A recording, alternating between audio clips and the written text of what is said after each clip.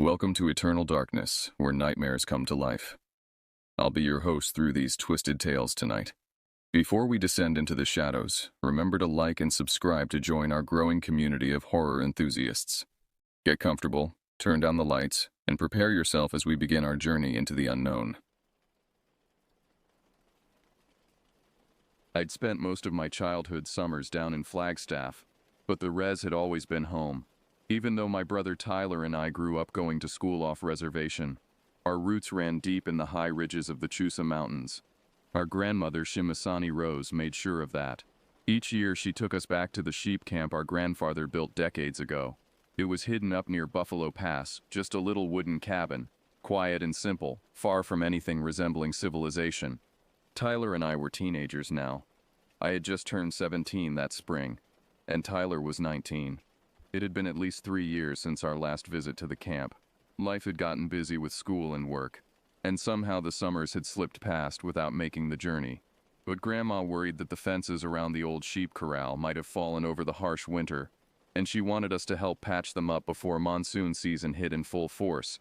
So on a warm Friday in early June of 2017, we loaded tools, blankets, and food into her beat-up Tacoma and set off on the winding dirt road that led deep into the Cheska Mountains. The drive took nearly 3 hours from our house, each mile taking us further from paved roads and cell phone signals, deeper into country that seemed untouched by the modern world. The road was rougher than I remembered.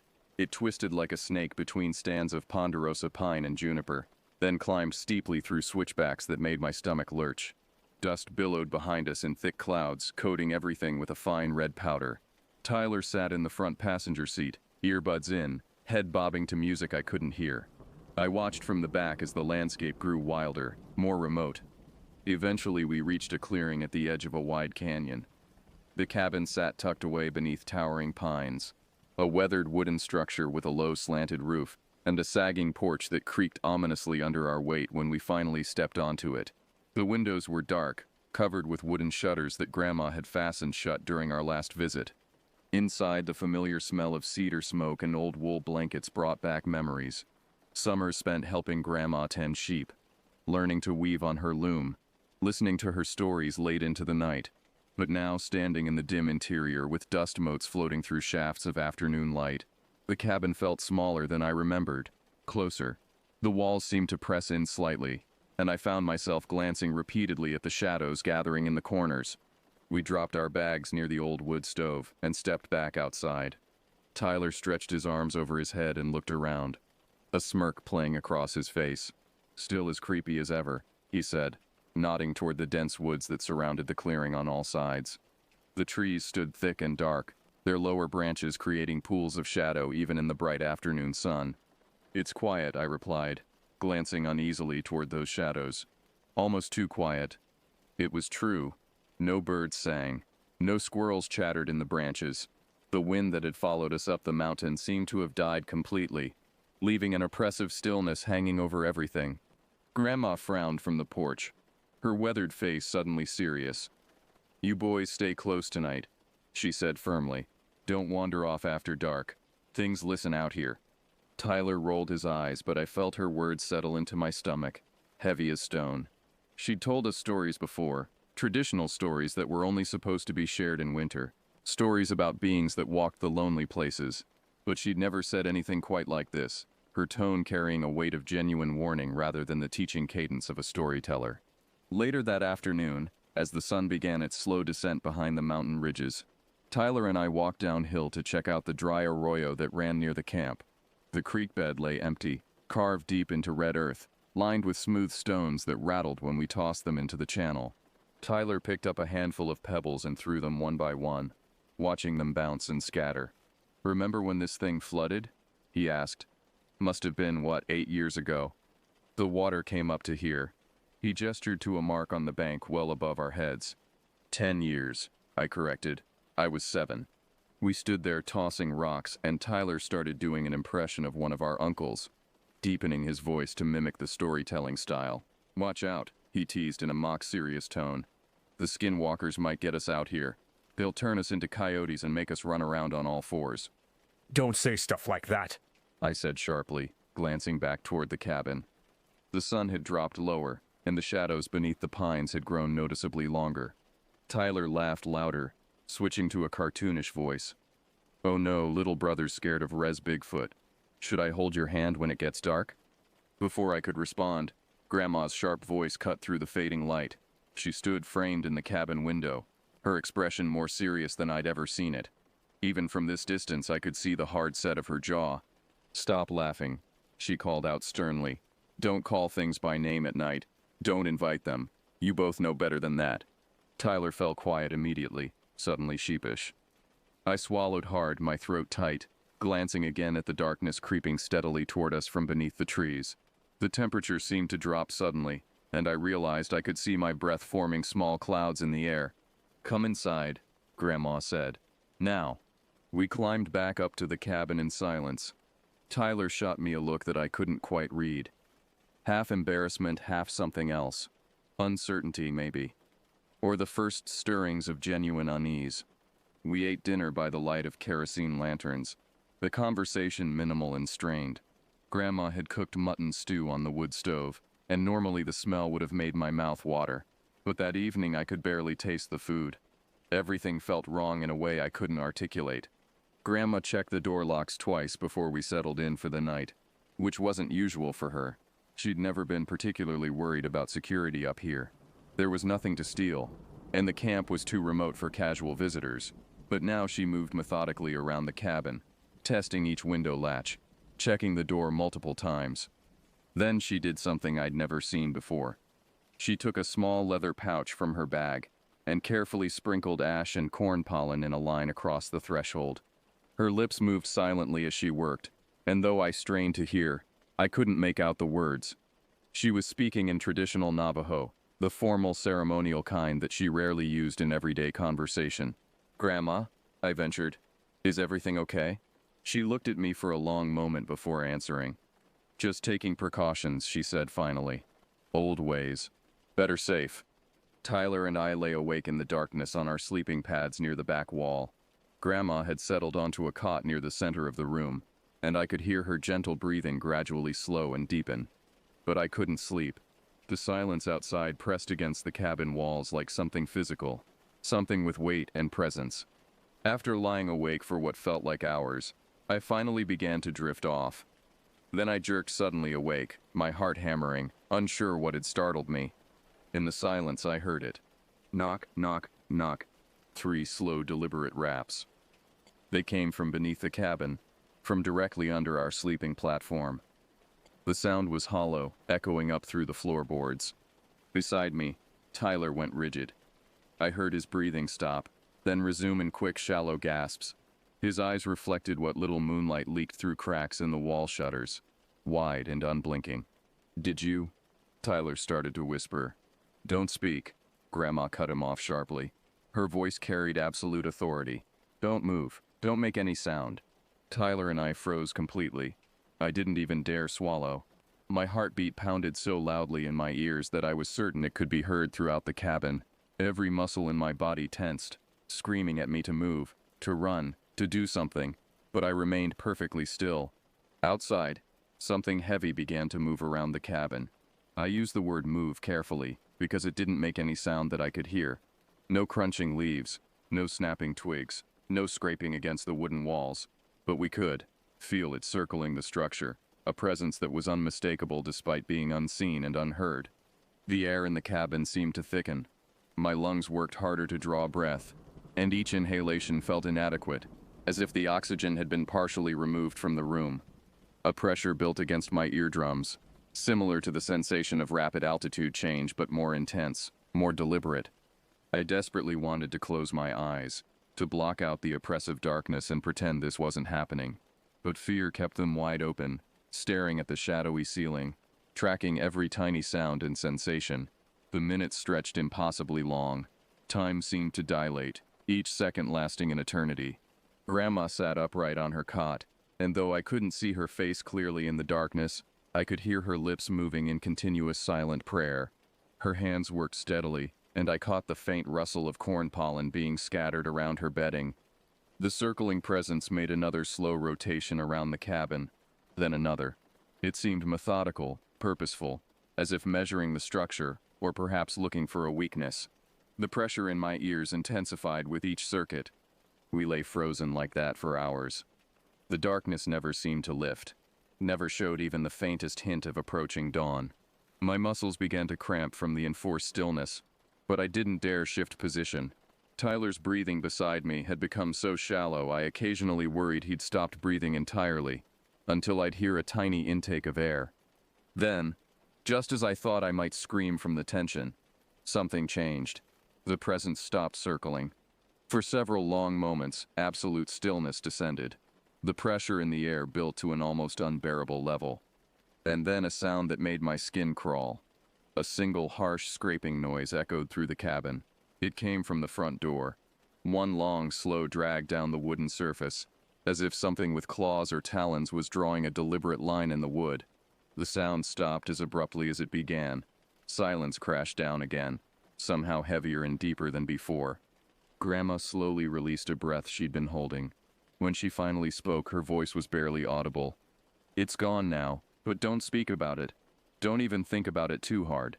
None of us moved again. We lay in our places, frozen, until the first genuine hint of dawn finally crept through the cracks in the shutters. Only then did I feel the pressure begin to lift from the room. When the first pale streaks of dawn finally pierced through the cracks in the cabin walls, Grandma stood slowly and carefully. Every movement was deliberate, cautious. Tyler and I exchanged glances but remained silent, waiting to follow her lead. Grandma approached the front door with visible trepidation. Her hand hesitated on the lock, and I saw her lips move again in silent prayer before she finally slid the bolt back and pulled the heavy wooden door open. She stepped outside, her body blocking our view for a moment. Then I saw her shoulders stiffen, her posture going rigid as she stared at something directly in front of her. Tyler moved up behind me, and we both craned to see past Grandma. She stepped aside wordlessly, allowing us full view of the door. A single deep gouge had been carved into the wood. It ran perfectly vertical down the center of the door, starting about 6 feet up and extending down nearly 3 feet. The mark was fresh. I could see pale wood exposed where the weathered outer layer had been torn away. The edges of the gouge were rough, suggesting something with multiple points rather than a single claw or blade. What made my stomach turn was the depth. Whatever made this mark had penetrated nearly a 1/4 inch into solid wood. The door was old, yes, but it was made of thick pine, hardened by decades of mountain weather. Carving into it would require significant force. Tyler reached out as if to touch it, but Grandma caught his wrist. "Don't," she said firmly. "Don't make contact with it." Instead, she moved quickly to the truck, retrieving a small leather pouch from the glove compartment. She returned with cedar and corn pollen, beginning to scatter it carefully in front of the doorway and around the mark. Her lips moved continuously, but the words were too quiet and too rapid for me to catch. "You see anything else?" Tyler asked me, his voice rough from hours of silence. I shook my head, scanning the clearing around the cabin. Everything appeared empty and undisturbed. The morning light revealed no tracks in the dusty earth, no broken branches, no sign that anything had approached the cabin at all. Yet the mark on the door stood as undeniable proof that something had been here. Something with intent and capability. The morning felt wrong. Birds still didn't sing.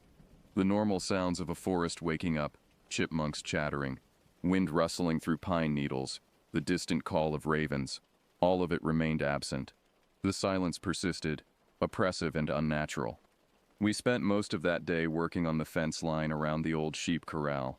Grandma insisted we stay together, not splitting up even for simple tasks. As we worked, Tyler and I kept glancing around nervously, scanning the tree line, checking behind us. The feeling of being watched never left, a constant pressure on the back of my neck that made my skin crawl. Grandma stayed quiet throughout the day, speaking only to give instructions.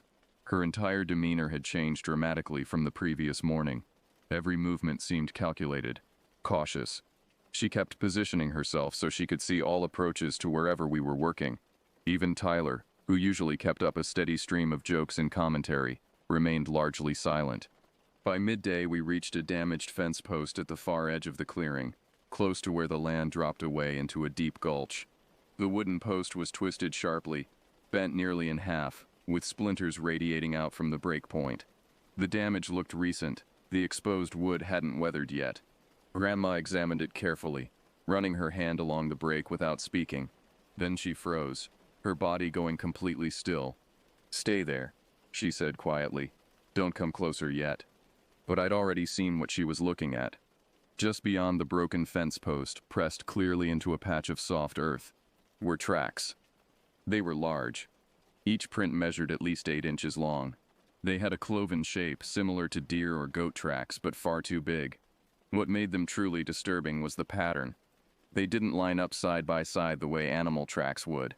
Instead, they stepped one after another in a straight line, exactly as if something had been standing upright on 2 legs. I bent down to look more closely, my hands trembling slightly. The prints were deep, pressed firmly into the soil. Whatever made them had been heavy. The edges were crisp and clean, suggesting they'd been made recently, probably last night. "What made those?" Tyler asked, his voice tight. Grandma didn't answer immediately. She crouched beside the tracks, examining them from multiple angles, her expression troubled. "Something that came looking," she finally said. "Something that found us." "But what?" "Don't ask," Grandma interrupted firmly. "The less said, the better. Talking about these things, it draws attention. You understand?" Tyler and I both nodded, though I'm not sure I really understood at all. I just knew that the fear in Grandma's eyes was genuine, and that was enough to keep my questions to myself. We followed the tracks for a short distance. They led from the tree line toward the cabin, then circled the structure in a wide arc exactly matching the invisible presence we'd felt moving around the building in the darkness. The tracks completed their circuit and then headed back into the forest, gradually fading as the ground became harder and more rocky. The mood darkened considerably after our discovery. Grandma hurried us through the rest of the fence repairs, constantly checking the position of the sun, clearly racing against the approaching darkness. She seemed almost desperate to finish and retreat to the cabin before night fell again. When we finally completed the repairs in the late afternoon, Grandma didn't allow us to rest. Instead, she immediately began another ritual, placing ash in careful circles around the entire perimeter of the cabin. The work took nearly an hour. She moved methodically, never breaking the circles, her prayers becoming more fervent and complex as she worked. "Why didn't you do this last night?" Tyler asked. "I did," Grandma replied grimly, "but I didn't make it strong enough.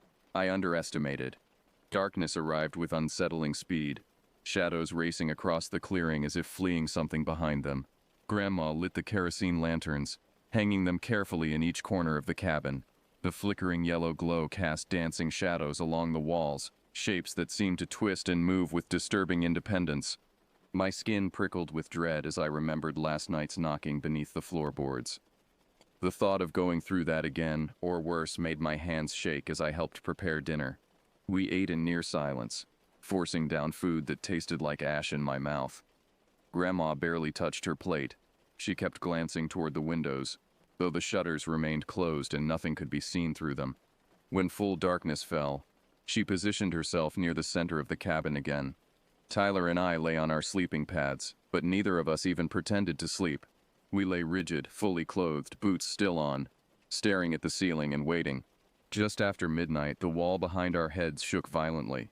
A single massive blow rattled the entire structure, causing dust to rain down from the rafters and one of the hanging lanterns to swing wildly on its hook. Tyler sat bolt upright, and I felt my heart hammering so hard I thought it might bruise the inside of my ribs. Grandma held up her hand sharply, signaling us to remain absolutely silent. We waited, every muscle tensed, ears straining for any additional sounds. None came. The cabin settled back into its oppressive silence. Minutes crept past. 5, 10, 20. Still nothing moved outside. Then, around 3 in the morning, Grandma suddenly stood up. Her eyes were locked on the back window, the one that faced the outhouse and the tree line beyond. She moved toward it with the slow, careful steps of someone approaching something dangerous. I hesitated, then slowly rose and followed her.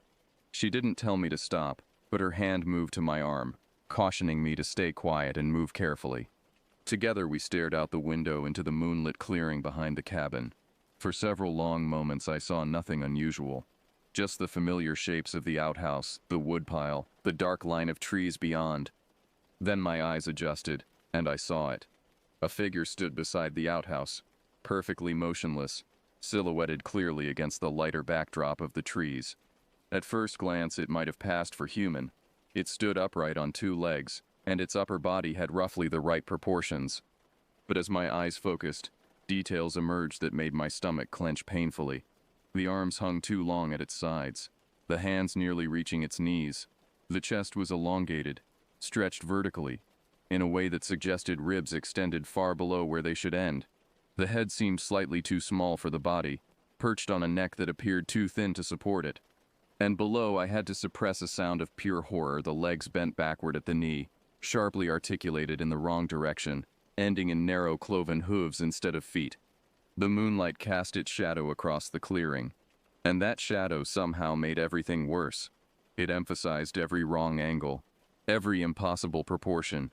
The figure remained utterly motionless, not even swaying slightly as a living thing might. It simply stood there, staring directly toward our window. Grandma's hand tightened around my arm, her fingers digging in hard enough to bruise. Her other hand moved quickly, scattering more ash and pollen across the windowsill. Her prayers coming fast and urgent, tumbling over each other.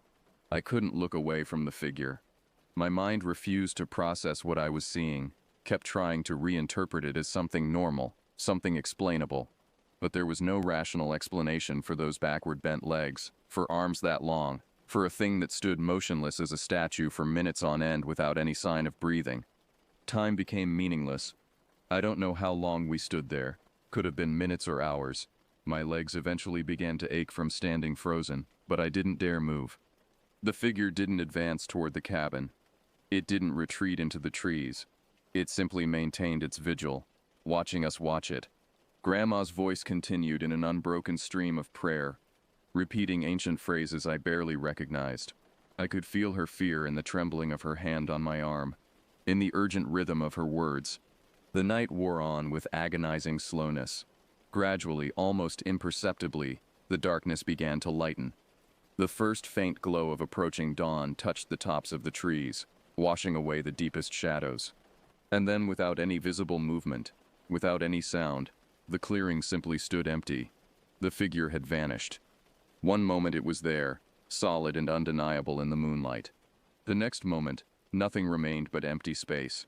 Grandma exhaled slowly, her breath shaking. When she finally spoke, her voice trembled with barely controlled fear. "It's over," she whispered. "But we must leave this place, quickly." I didn't argue. I couldn't have found words even if I'd wanted to. At first light, Grandma hustled us out of the cabin with an urgency that bordered on panic. Tyler threw our belongings into the truck bed, moving faster than I'd ever seen him move. Everything went in haphazardly. Sleeping bags, tools, food containers, all tossed together without any organization. But Grandma wouldn't let us touch the bedding we'd slept on. "Leave it," she said firmly. "Don't bring anything that touched you during the night." She dragged it outside herself, sleeping pads, blankets, pillows, piling everything beside the cabin. Then she retrieved a container of kerosene from the shed and doused the pile thoroughly. She struck a match and dropped it, and flames erupted with a whoosh that made us step back. The smoke rose in a thick, dark column, climbing straight up in the still morning air. Grandma watched it burn, her lips moving constantly in prayer. The fire consumed everything quickly, and she didn't let us leave until only ash remained. "Get in the truck," she said. "Face forward. Don't look back at the cabin." She reached into her bag and pulled out dried herbs, cedar and sage bundles, placing one behind each of our ears. "Keep these on until we reach paved road," she instructed. "Don't remove them." "Grandma," I started. "No," she cut me off sharply. "No questions. Not here. Keep your eyes ahead." Tyler sat rigid in the front passenger seat, his hands gripping his knees so tightly his knuckles had gone white. I climbed into the back, facing forward as instructed, fighting the overwhelming urge to turn and look back at the cabin one final time. The truck started on the third try, unusual for Grandma's normally reliable Tacoma. We began the long descent down the mountain road, and I tried not to think about what I'd seen last night. But the image stayed vivid in my mind. That too tall figure with its backward bent legs, standing motionless beneath the moon, watching us with an attention that felt malevolent and hungry. The drive down felt longer than the drive up had been. Every bend in the road seemed to last forever. Several times I felt the truck lurch slightly, as if something had brushed against it, though nothing was visible when I glanced nervously out the windows.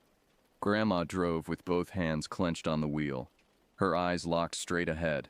Once about halfway down, she slammed on the brakes. Tyler and I both lurched forward against our seat belts. "What?" Tyler began. "Quiet," Grandma hissed. She stared at the road ahead, though I couldn't see anything blocking our path. After a long moment, she began to drive again, very slowly, her lips moving in constant prayer. It took us nearly 4 hours to reach the paved highway, twice as long as the drive up had taken. When we finally hit asphalt, Grandma pulled over and sat for several minutes, her head bowed, hands shaking on the wheel. "You can remove the herbs now," she said quietly. When we finally reached our house in Sole, Grandma didn't let us go directly inside.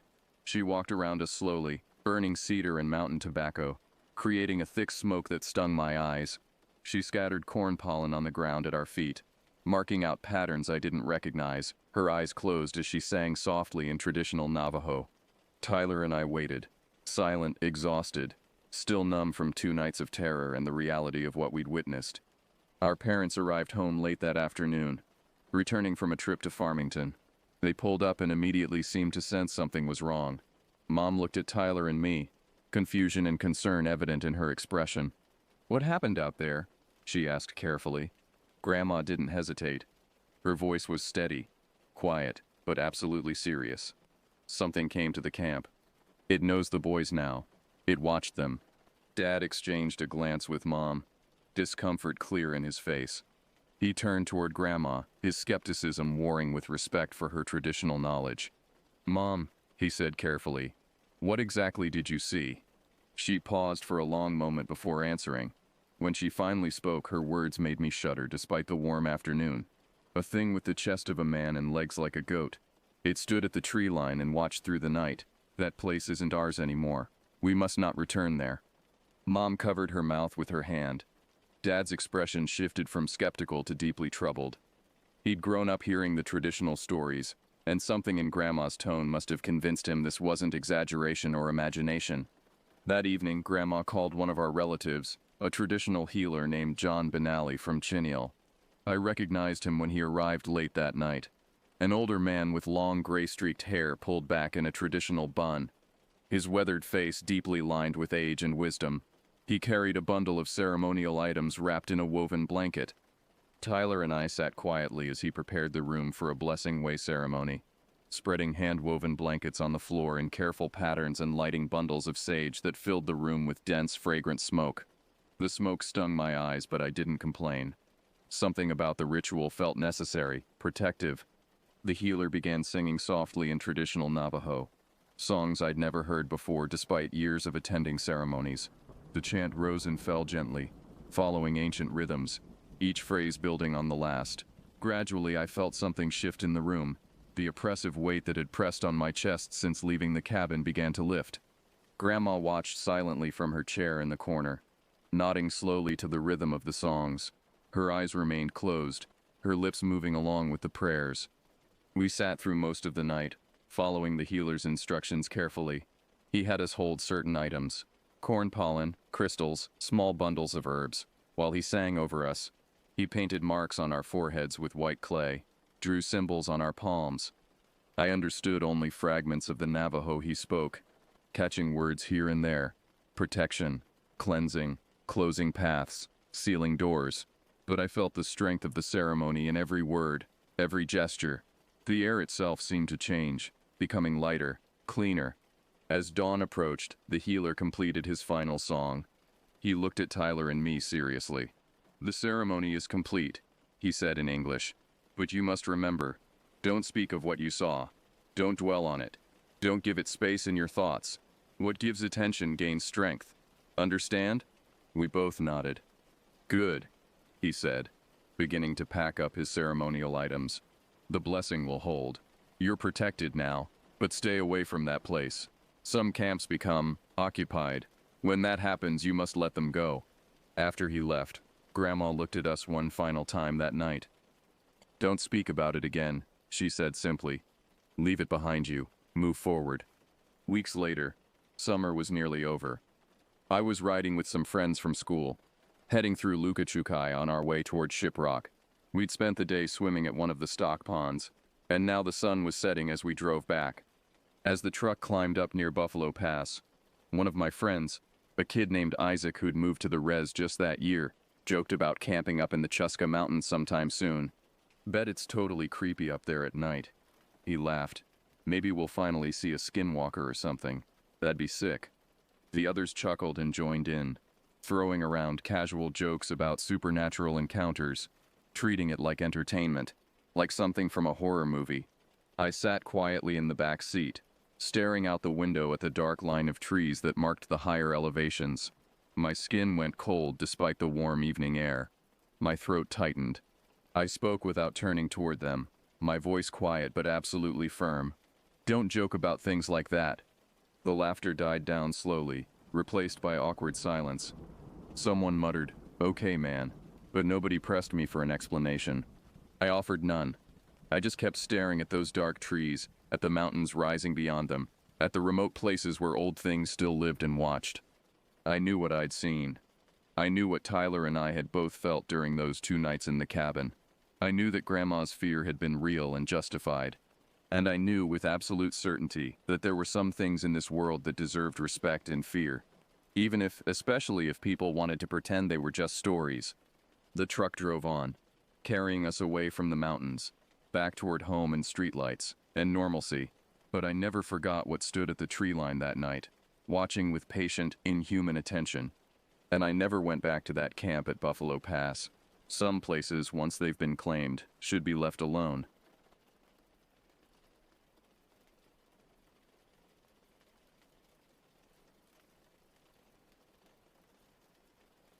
I need to share something that happened to me 3 years ago, when I was 23 and finishing up my last semester of college. It was late September, that beautiful time when summer hasn't quite let go, but autumn is creeping in around the edges. The mornings were crisp, the afternoons warm, and the Cascade Mountains were calling to me and my best friend Brianna. Brianna and I had been friends since freshman year, bonded over our shared love of the outdoors and our mutual inability to stay inside when the weather was decent. She was the kind of person who could talk me into almost anything: cliff jumping, midnight hikes, spontaneous road trips. And I loved that about her. We'd been planning this hiking trip for weeks, both of us desperately needing a break from midterms and part-time jobs and the general stress of senior year. That Saturday morning, I picked her up at 6:30 a.m. She climbed into my beat-up Honda Civic with 2 thermoses of coffee and a bag of homemade trail mix, grinning like a kid on Christmas morning. The drive took us about 2 hours, winding through increasingly dense forests as we climbed in elevation. We sang along to our favorite playlist, windows down, breathing in that clean mountain air that smells like pine and earth and freedom. The parking lot at the trailhead was about half full when we arrived around 9 a.m. Mostly families with small children, a few serious-looking hikers with expensive gear, and scattered couples taking photos by the wooden sign that marked the trail entrance. The sun was already warm on our shoulders as we laced up our hiking boots and adjusted our day packs. I remember checking my phone one last time before we set off. Full battery. Decent signal. I took a photo of the trail sign and texted it to my mom with a smiley face, telling her we'd be back before dark. The trail itself was spectacular.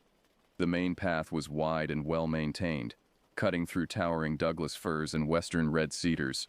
Shafts of golden sunlight pierced through the canopy, illuminating patches of bright green ferns and scattered wildflowers. Every 20 minutes or so, we'd come around a bend and find ourselves at a viewpoint overlooking valleys that seemed to stretch forever, layer after layer of mountains fading into the blue distance. Brianna and I fell into an easy rhythm, hiking at a comfortable pace, stopping frequently to take photos or just stand and breathe in the beauty of it all. We passed other hikers regularly, exchanging friendly nods and beautiful day comments. Everything felt safe, normal, perfect. We'd been hiking for about an hour and a half when we stopped at a scenic overlook to eat some energy bars and drink water. I was standing near the edge, carefully taking a panoramic photo, when I heard a man's voice behind us. First time on this trail. I turned to see a man in his early 30s approaching with an easy smile. He was tall, maybe 6'2", with an athletic build that suggested he spent a lot of time outdoors. He wore expensive-looking hiking gear, the kind with all the technical fabric and zip-off compartments, and carried a professional camera around his neck. His dark hair was neatly trimmed, his beard well-groomed, and his teeth were blindingly white when he smiled. Everything about him screamed trustworthy outdoor enthusiast. "Yeah, first time," Brianna answered. Always the more outgoing of the two of us. "It's gorgeous, though. Have you been here before?" "Oh, dozens of times," he said, extending his hand. "I'm Mitchell. I'm a professor at Evergreen State University. Environmental science. I practically live in these mountains during the warmer months." We introduced ourselves and shook his hand. His grip was firm and warm. He spent the next few minutes pointing out various peaks in the distance, naming them, sharing little facts about the geology and ecosystems. He spoke with the confident ease of someone who genuinely knew his subject matter, dropping terms like montane forest zone and glacial recession patterns naturally into conversation. "You know," he said after about 10 minutes of chat, "if you're interested in really spectacular views, there's this spot about a mile off the main trail that hardly anyone knows about. It's got this incredible rock formation that overlooks 3 different valleys. I was actually heading there myself. You're welcome to come along if you'd like." Brianna and I exchanged glances. The offer was tempting. Who doesn't want insider knowledge from a local? And Mitchell seemed completely legitimate. He had the gear, the knowledge, the professional demeanor. Plus, we were young and adventurous, the kind of people who said yes to opportunities. "That sounds amazing," Brianna said. "How much of a detour is it?" "Not much at all," Mitchell assured us. "Maybe adds 45 minutes to your hike, total. But I promise you, the photos alone are worth it. I've been taking students there for years. It's one of my favorite spots to shoot landscape photography.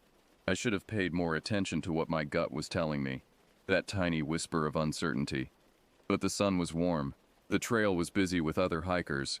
And Mitchell seemed so normal, so credible. What could possibly go wrong in broad daylight on a popular trail? "Sure, why not?" I heard myself say. Mitchell led us off the main trail onto a narrower path that was still clearly marked. This part was true to his word. It was a legitimate side trail, visible on the map boards we'd seen at the trailhead. Other hikers were even heading in the same direction. We walked 3 abreast where the path allowed, Mitchell in the middle, telling us about his research on climate change impacts in mountain ecosystems. He was genuinely interesting to listen to. He talked about his students, about field research trips, about a paper he was working on for some environmental journal. He pulled out his phone at one point to show us photos from a previous hike, beautiful shots of mountain peaks at sunset, wildflower meadows, even a black bear he'd spotted from a safe distance.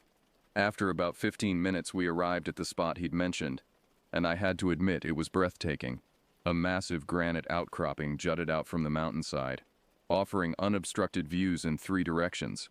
The valleys below were a patchwork of deep green forest and the silver threads of distant rivers.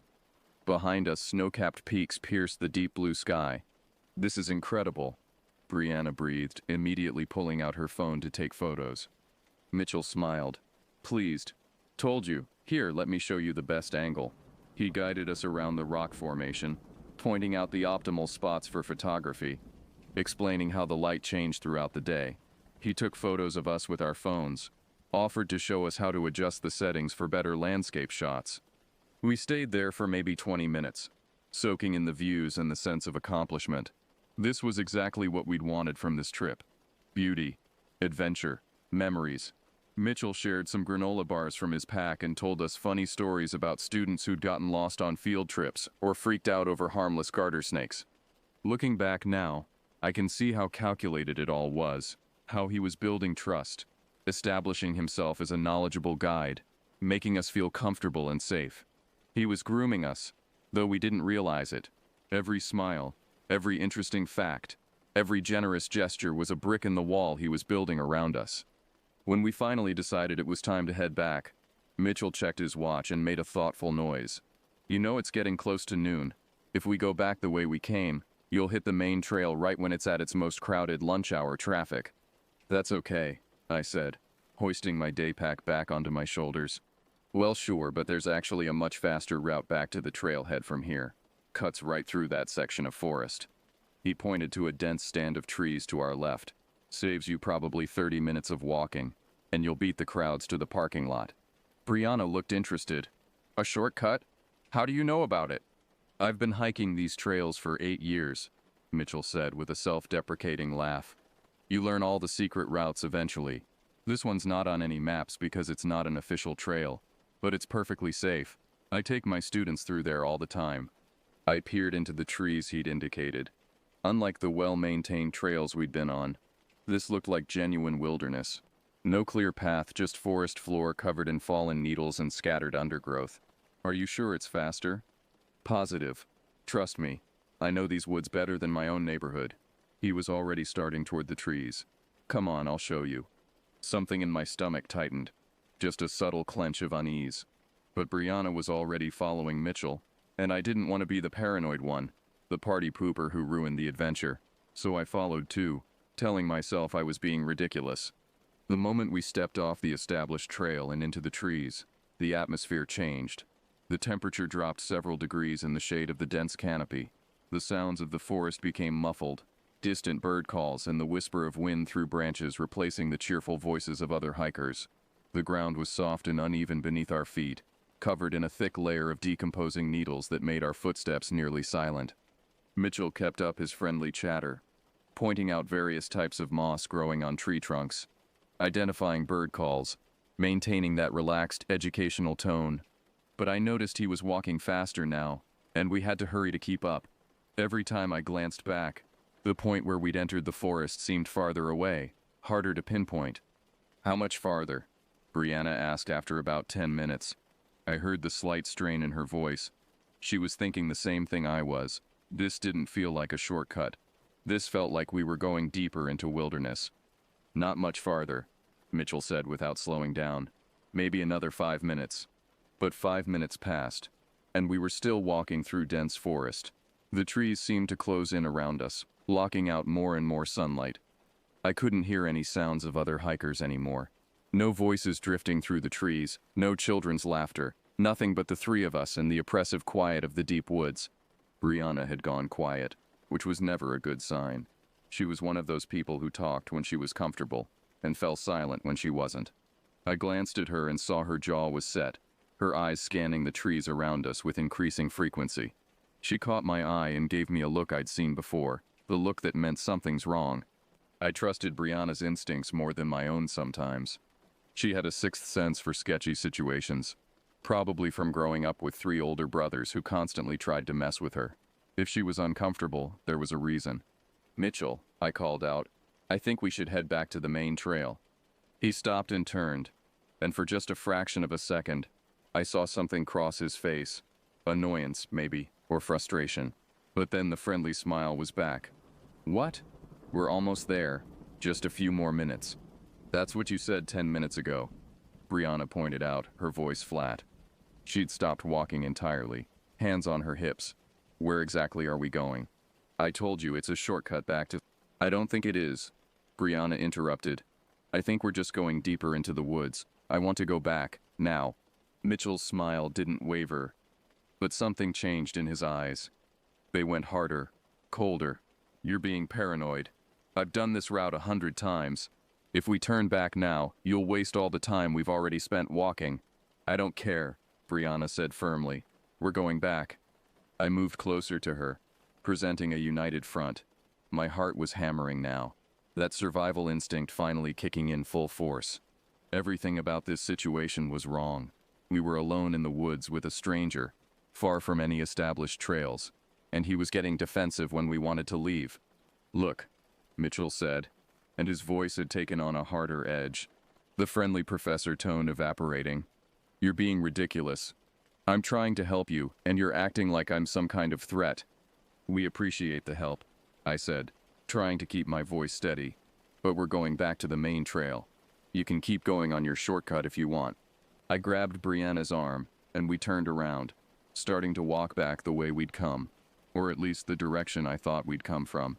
The problem with walking through unmarked forest is that everything looks the same trees, the same scattered rocks, the same carpet of pine needles. I wasn't entirely sure which way we'd entered, but I was sure we needed to get away from Mitchell. We'd taken maybe a dozen steps when I heard Mitchell's footsteps behind us. Moving fast, too fast. The casual, unhurried pace was gone. These were the determined footsteps of someone closing distance. "Where do you think you're going?" His voice was completely different now. Sharp, aggressive, with an undercurrent of something that made my skin crawl. "Back to the trail," Brianna said without turning around. But I heard the tremor in her voice. She was scared. We both were. "I don't think so." He was right behind us now. Brianna made a small sound of alarm as Mitchell grabbed her arm, his fingers digging in hard enough to make her wince. He yanked her backward, spinning her around to face him. The transformation was complete. The friendly professor was gone, replaced by something else entirely. His face was contorted with anger, his grip on Brianna's arm brutal. "Let go of me." Brianna tried to pull away, but he was much stronger. "You don't get to just walk away," Mitchell snarled. "I went out of my way to be nice to you, to show you around, and this is how you repay me? By acting like scared little bitches?" Terror flooded through me, cold and electric. This was really happening. This was a real predator, and we were alone with him in the woods, far from help. "Please," I said, hating how my voice shook. "Just let us go. We won't tell anyone. We'll just leave." "You're not leaving," Mitchell said. His free hand had clenched into a fist. "Neither of you are going anywhere." Brianna was fighting against his grip, twisting and pulling, but he held on. Then, with shocking violence, he shoved her backward. She lost her balance on the uneven ground and went down hard, landing on her back with an impact that knocked the air from her lungs. She gasped, struggling to breathe, her eyes wide with panic. I watched Mitchell standing over her. This man who'd seemed so trustworthy an hour ago, who'd talked about his students and his research and his love of nature. He'd lied about everything, the university, the shortcuts, all of it. He'd been hunting, and we'd walked right into his trap. Time seemed to slow down and speed up simultaneously. I saw Mitchell take a step toward Brianna, who was scrambling backward on the ground, her hands slipping on the pine needles. I saw the absolute lack of humanity in his expression, the cold calculation of someone who'd done this before. And I remembered the pepper spray. I'd bought it 6 months earlier after a campus safety seminar. One of those things you purchase thinking you'll never need it. It had been sitting in my day pack ever since, tucked into the side pocket. My hands were shaking so badly I could barely unzip the pocket, but adrenaline was flooding my system now, giving me speed I didn't know I had. "Get away from her," I screamed, pulling out the small canister and pointing it at Mitchell. It felt pathetically tiny in my hand, barely bigger than a tube of lipstick. He turned to look at me, and actually laughed. Laughed. "Are you kidding me? What are you going to do with that?" "I'll use it if I have to," I said, trying to keep my hand from shaking too obviously. "Step back, let us leave." "You're not going anywhere," he repeated, taking a step toward me. His whole demeanor had shifted into something predatory, something that made every primitive alarm bell in my brain start screaming. "You stupid little girls. You think you can just—" I pressed the button. The spray shot out in a stream, hitting him directly in the face. The effect was immediate and spectacular. Mitchell let out a roar of pain that echoed through the trees, his hands flying to his face. He staggered backward, cursing viciously, his words dissolving into incoherent sounds of agony. But I hadn't accounted for the wind. A breeze was blowing through the trees, and some of the pepper spray misted back toward us. It hit my eyes and nose like fire, like someone had splashed acid on my face. I gasped and immediately regretted it as the spray particles hit my throat. My eyes instantly began streaming tears, my nose running, everything burning with an intensity I couldn't have imagined. Brianna had gotten some too. I could hear her choking and coughing as she struggled to her feet. But through my tear-blurred vision, I could see Mitchell was much worse off. He'd taken the full blast directly to the face, and he was on his knees now, both hands pressed to his eyes, making horrible sounds. "Run." Brianna grabbed my arm, and we ran. It's hard to describe running through a forest when you can barely see. Everything was a watery blur of browns and greens.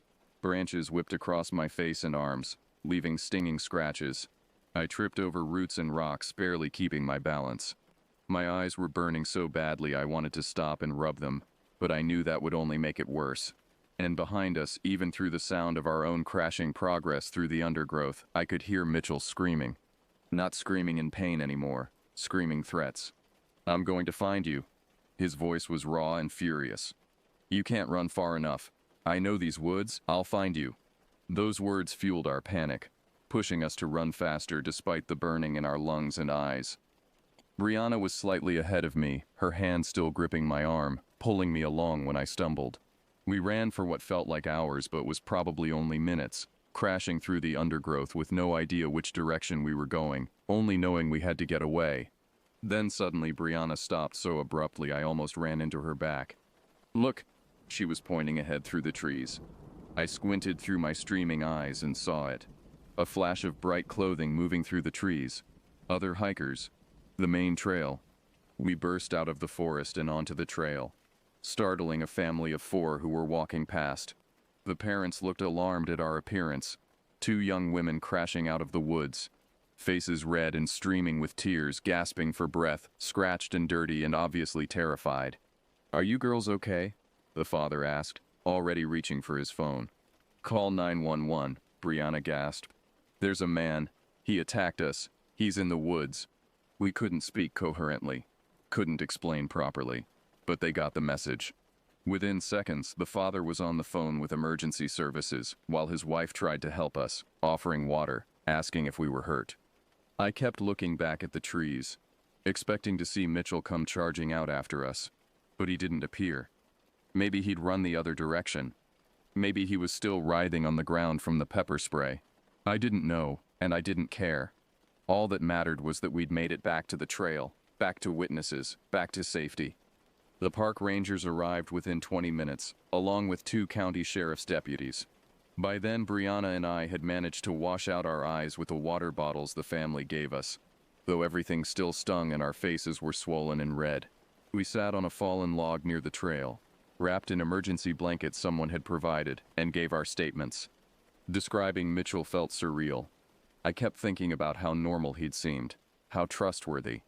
The rangers took notes carefully, asking detailed questions about his appearance, what he'd told us about himself, which direction he'd gone when we'd last seen him.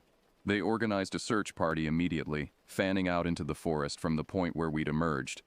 One of the deputies drove us back to our car after we'd given our initial statements. He was kind, professional, reassuring us that we'd done the right thing, that we'd been smart to trust our instincts. But I could see the grim set of his jaw, the way he kept glancing at Brianna's arm, where bruises were already forming in the shape of Mitchell's fingers. "We'll need you to come to the station tomorrow to work with a sketch artist," he told us. "And we'll be contacting Evergreen State University. Though between you and me, I doubt he actually works there. These predators rarely use their real names or real identities." He was right. When the deputy called us the next day, he confirmed that Evergreen State had no professor named Mitchell, matching our description. They had 3 graduate students with that first name, but none were a match. The name was fake. Probably the entire persona he'd shown us was fake. We had no idea who he really was. The rangers searched the forest for the rest of that day, and part of the next, but found no trace of him. No campsite, no vehicle, nothing. It was like he'd vanished. The only evidence we had that he'd existed at all were Brianna's bruises, our scratched faces, and the psychological scars that would take much longer to heal. The whole experience changed how I see the world. I used to be trusting, used to assume the best in people, used to think that hiking trails were safe spaces where fellow outdoors enthusiasts looked out for each other. Now I know better. Now I know that predators can look like anyone, can seem trustworthy and knowledgeable and safe right up until the moment they reveal what they really are.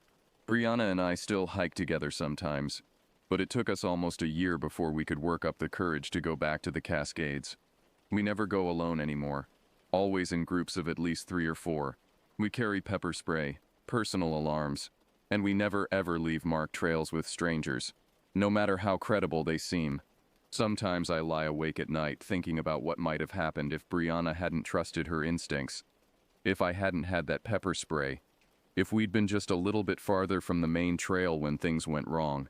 The possibilities are terrifying. But I also think about the fact that we got out, that we survived, that we fought back when it mattered. That man, Mitchell or whatever his real name was, is still out there somewhere. The police never found him, never identified him from our descriptions. He might still be hiking those trails, looking for his next victims, perfecting his friendly professor routine. That thought terrifies me. But it also makes me determined to share this story, to warn others, to help people understand that danger doesn't always look like danger until it's too late. Trust your instincts. If something feels wrong, even if you can't articulate why, listen to that feeling. Be aware of your surroundings, know where you are, and never let a stranger isolate you from others, no matter how legitimate they seem. Carry protection, pepper spray, alarms, whatever makes you feel safer, and never be afraid to be rude or paranoid if it means keeping yourself safe. Our politeness almost got us killed that day. Our survival instinct saved us. I thank God we made it out of those woods. Not everyone who encounters a predator like Mitchell is so lucky, but I also know that we saved ourselves. With quick thinking, with the pepper spray I'd almost not bothered to bring, with Brianna's willingness to trust her gut even when it seemed like we were overreacting, we were our own heroes that day. And that's a truth I hold on to when the nightmares come. Stay safe out there. The mountains are beautiful, but they can also hide monsters wearing human faces.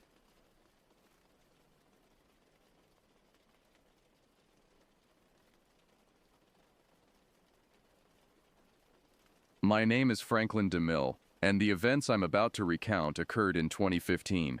At the time, I was employed as a police officer in the small town of Hermiston, Oregon. Hermiston isn't a bustling metropolis by any means. It's more of a close-knit community where everyone seems to know everyone else's business. My life was quite ordinary, and I found comfort in that predictability.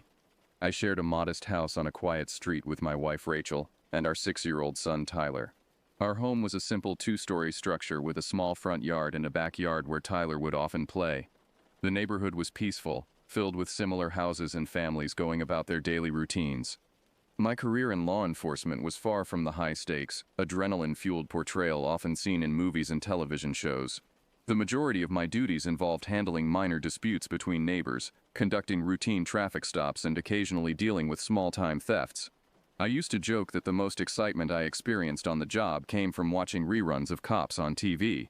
Hermiston Police Department was a small operation, housed in a brick building near the center of town.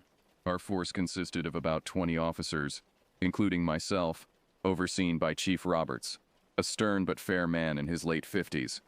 The station was always bustling with activity, from officers filing reports to dispatchers coordinating patrols.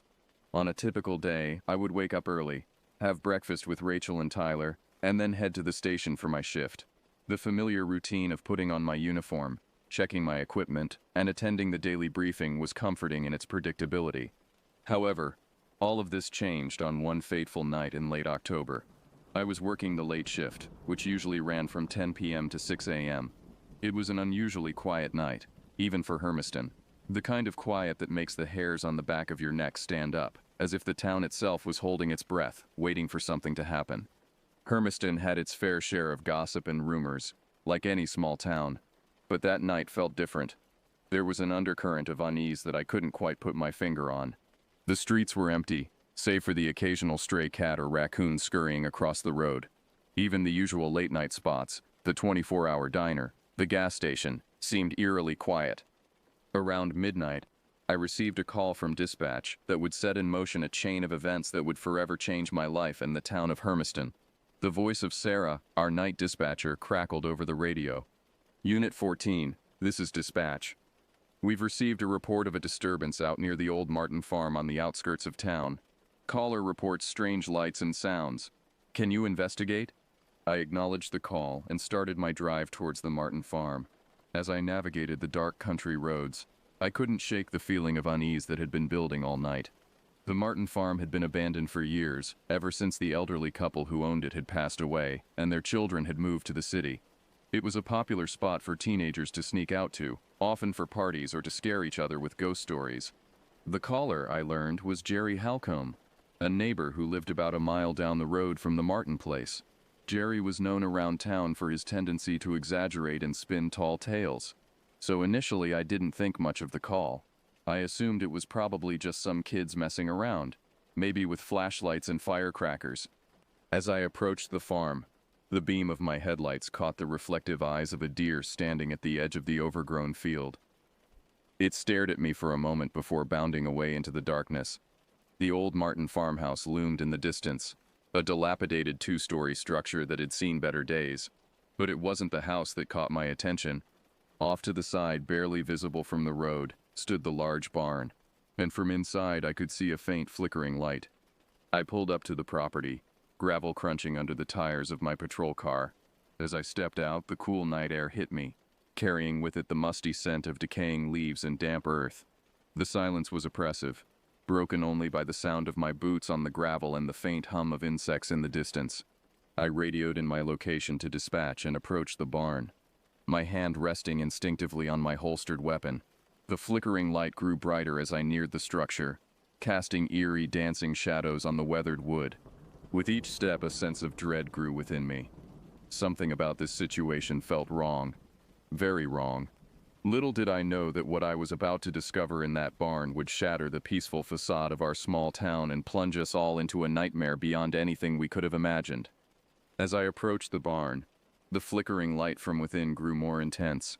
The old structure loomed before me, its weathered boards creaking softly in the night breeze. The large double doors were slightly ajar, allowing thin slivers of the strange light to escape. I paused for a moment, listening intently. The silence was broken only by the soft rustling of leaves and the distant hoot of an owl. There were no sounds of partying teenagers or any signs of the disturbance Jerry had reported. With a deep breath, I unholstered my weapon and used my free hand to push open one of the barn doors. The hinges groaned in protest, the sound unnaturally loud in the quiet night. As the door swung open, the full scene inside the barn was revealed, and I felt my blood run cold. The interior of the barn was illuminated by dozens of candles, their flames casting wild, dancing shadows on the walls. But it wasn't the candles that caught my attention. It was what they revealed. The walls of the barn were covered in strange symbols, painted in what looked disturbingly like blood. The markings were unlike anything I had ever seen before, a mix of geometric shapes, twisted runes, and what appeared to be stylized human figures in various poses of agony. In the center of the barn floor, the candles had been arranged in a large circle. Within this circle, more symbols had been drawn, forming a complex pattern that seemed to shift and move in the flickering light. My police training kicked in, and I began to systematically survey the scene. The air was thick with the scent of burning wax and something else, a coppery tang that I recognized with growing horror as the smell of blood. As I moved deeper into the barn, my flashlight beam caught something on the floor just outside the circle of candles. It was a dark, sticky substance smeared across the wooden planks. My suspicions were confirmed. It was blood, and a lot of it. "This is Officer DeMille," I spoke into my radio, my voice sounding strained even to my own ears. "I'm going to need backup at the Martin farm. Possible crime scene." I continued to sweep the barn with my flashlight, looking for any signs of movement or life. As the beam reached the far corner of the structure, I saw something that made my heart skip a beat. There, slumped against the wall, was a figure. As I approached, the details became clearer, and I recognized the man. It was Jerry Halcomb, the neighbor who had made the call. Jerry's eyes were wide open, staring blankly into space. His face was a mask of terror, frozen in his final moments. Blood had soaked through his shirt, and as I got closer, I could see multiple stab wounds on his chest and abdomen. I quickly checked for a pulse, but I knew it was futile. Jerry's skin was cold to the touch, and there was no sign of life. He had been dead for hours. Just as I was about to radio in again to report the body, I heard a sound behind me, a soft rustling, like someone moving through straw. I spun around, my flashlight beam cutting through the darkness. And there, standing just at the edge of the candlelight, was a figure that would haunt my nightmares for years to come. It was a man, or at least it had once been a man. He was tall and gaunt, his clothes hanging in tatters from his emaciated frame. His hair was wild and matted, and his face was a mask of madness. His eyes, sunken deep into their sockets, seemed to glow with an inner light. His cheeks were hollow, and his lips were pulled back in a rictus grin, revealing teeth that seemed too sharp, too numerous. But it was his hands that drew my attention. They were covered in blood, still wet and glistening in the candlelight. For a moment we stood there, frozen in a tableau of horror. Then, with a sound that was part growl, part scream, he lunged at me. I barely had time to react. The flashlight fell from my hand as I grappled with the man. His strength was incredible, fueled by a manic energy that defied his gaunt appearance. We struggled in the flickering darkness, knocking over candles and sending shadows dancing wildly across the walls. I felt a sharp pain in my side and realized with a jolt of fear that he had a knife. The pain galvanized me, and I fought back with everything I had. Years of police training and the raw instinct for survival took over. I managed to land a solid punch to his jaw, momentarily stunning him. Taking advantage of his disorientation, I tackled him to the ground. We rolled across the blood-smeared floor, coming to a stop just at the edge of the candlelit circle. With a final burst of effort, I managed to pin him down and get the handcuffs on him. As the click of the cuffs echoed through the barn, the man went limp beneath me, as if all the fight had suddenly drained out of him. Panting heavily, I reached for my radio. "Officer down," I gasped out. "Suspect in custody. Need immediate backup and medical assistance at the Martin farm." As I waited for backup to arrive, I kept my gun trained on the prone figure of the man. He had stopped struggling and was now muttering softly to himself, words I couldn't quite make out. The pain in my side was growing more intense, and I could feel warm blood soaking through my uniform. But I didn't dare take my eyes off the suspect, not even for a moment. In the distance, I could hear the wail of approaching sirens. Help was on the way. But as I sat there surrounded by flickering candles and arcane symbols, with a dead body in one corner and a muttering madman at my feet, I knew that this was just the beginning. Whatever had happened here in this barn, whatever dark forces had been at work, they had shattered the peace of our small town, and I had a sinking feeling that the horror was far from over. The next few hours passed in a blur of activity. The quiet night was shattered by the arrival of multiple police cars, an ambulance, and eventually the county coroner's van. The once abandoned Martin farm was now a hive of activity, lit by the harsh glare of floodlights and the flashing red and blue of emergency vehicles. I was quickly whisked away to the hospital to treat the stab wound in my side. It wasn't deep enough to cause serious damage, but it required several stitches and left me with a dull, throbbing pain that seemed to pulse in time with my racing thoughts. As the doctor worked on patching me up, I gave my initial statement to Detective Sarah Reeves, a no-nonsense woman in her 40s who had been called in from the county sheriff's office to lead the investigation. "So, let me get this straight," Reeves said, her pen poised over her notepad. "You responded to a call about strange lights and sounds at the abandoned farm. You found occult symbols, a dead body, and a blood-covered suspect performing some kind of ritual. Is that about right?" I nodded, wincing slightly as the doctor finished the last stitch. "That's the gist of it, yeah. Has the suspect said anything?" Reeves shook her head. "Nothing coherent. He keeps muttering about cleansing the evil and opening the gate. We've identified him as Richard Thornhill, a drifter with a history of mental illness and minor offenses. He's been in and out of institutions for years." The name didn't ring any bells, but then again, Hermiston wasn't the kind of place that saw many drifters. Most folks who lived here had been born and raised in the area. "What about Jerry?" I asked, thinking of the terror I had seen frozen on the dead man's face. "Halcomb? His wife reported him missing earlier in the evening. She thought he was out late with friends." Reeves's expression softened slightly. "It's going to hit the town hard." Halcomb was well liked, despite his tendency to exaggerate. I was released from the hospital the next morning, with strict instructions to take it easy for a few days. But there was no taking it easy, not with what had happened. The events at the Martin farm had shaken Hermiston to its core. In a town where the biggest news was usually about high school football games or the annual Harvest Festival, a ritualistic murder was beyond comprehension. Over the next few days, details of the investigation began to emerge. The symbols found in the barn were identified as part of an obscure occult practice, a twisted blend of ancient pagan rituals and modern pseudo-religious beliefs. Experts brought in from the state university were baffled by the complexity and authenticity of the markings. The coroner's report confirmed what I had already known. Jerry Halcomb had died from multiple stab wounds. The blood found at the scene matched his, as well as Thornhill's and my own. As for Thornhill himself, he remained largely incoherent. He was being held in the secure wing of the county hospital, under constant guard. The few lucid statements he made were rambling and disjointed, filled with references to ancient gods and impending doom. The investigation revealed that Thornhill had been squatting in the abandoned barn for weeks, possibly months. He had set up an elaborate shrine, using materials stolen from various places around town. The candles, the paint used for the symbols, even the knife used in the murder, all had been traced back to local businesses. The whole town was on edge.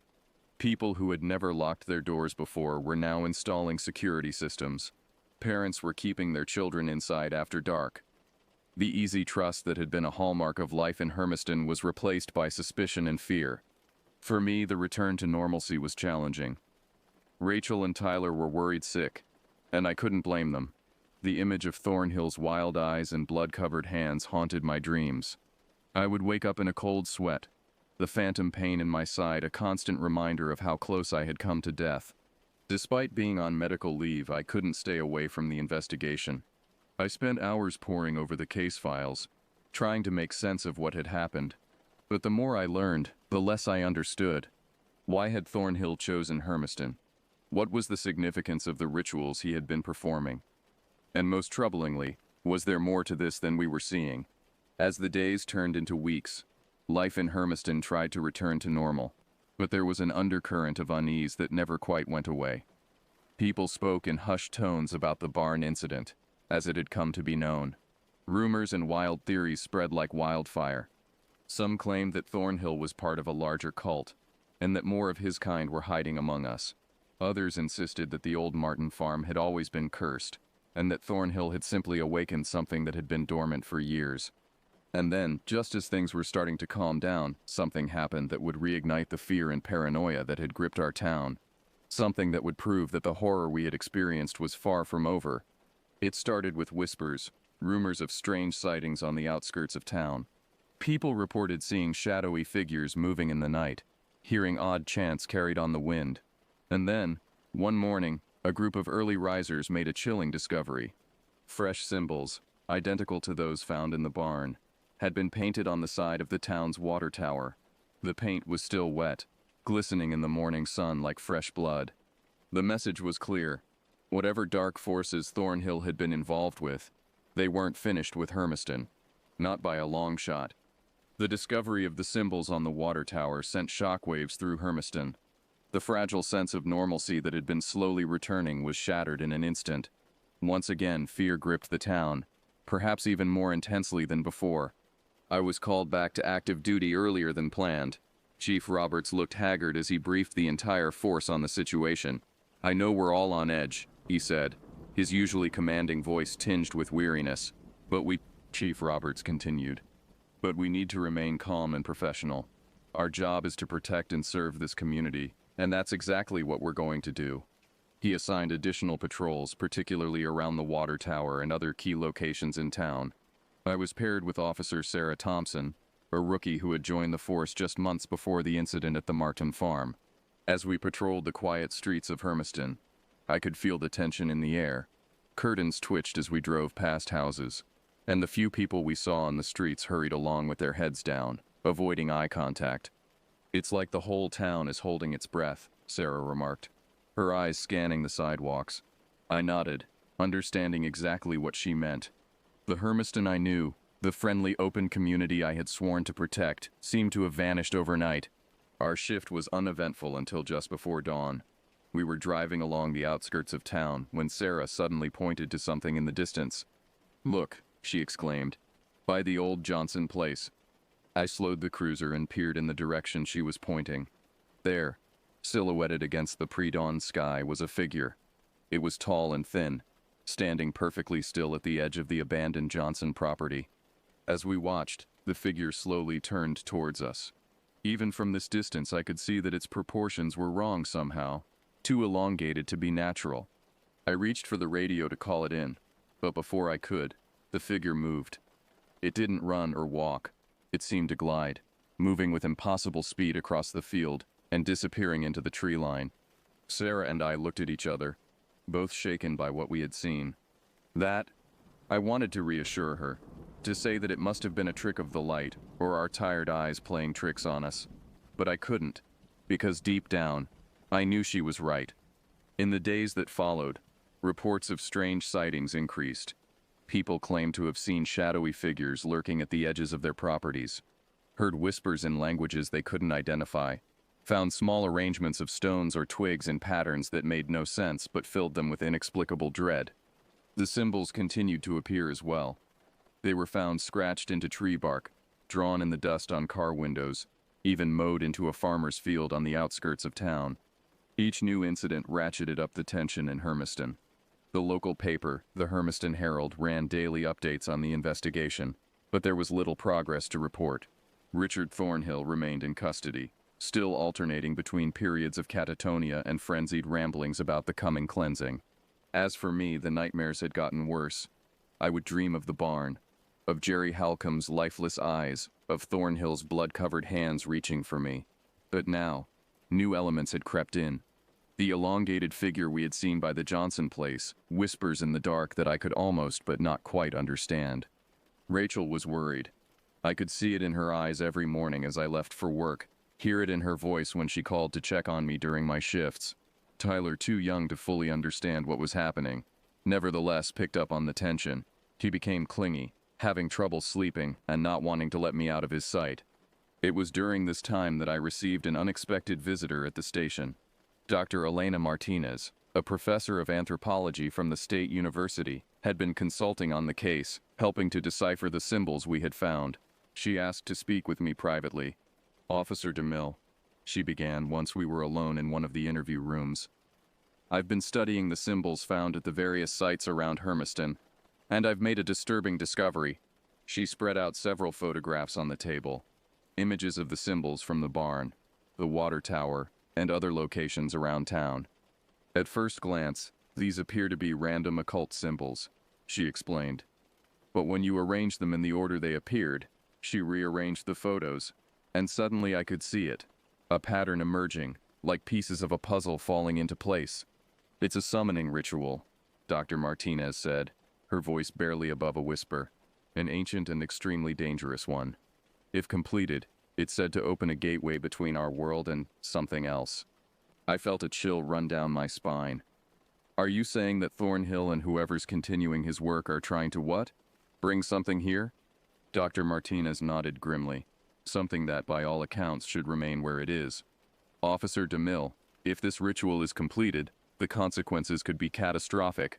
As I left the interview room, my mind reeling from what Dr. Martinez had told me, I was met by a visibly agitated Chief Roberts. "Frank," he said, his face pale, "we've got a situation. Richard Thornhill has escaped custody." The news of Thornhill's escape sent shock waves through the department and the town.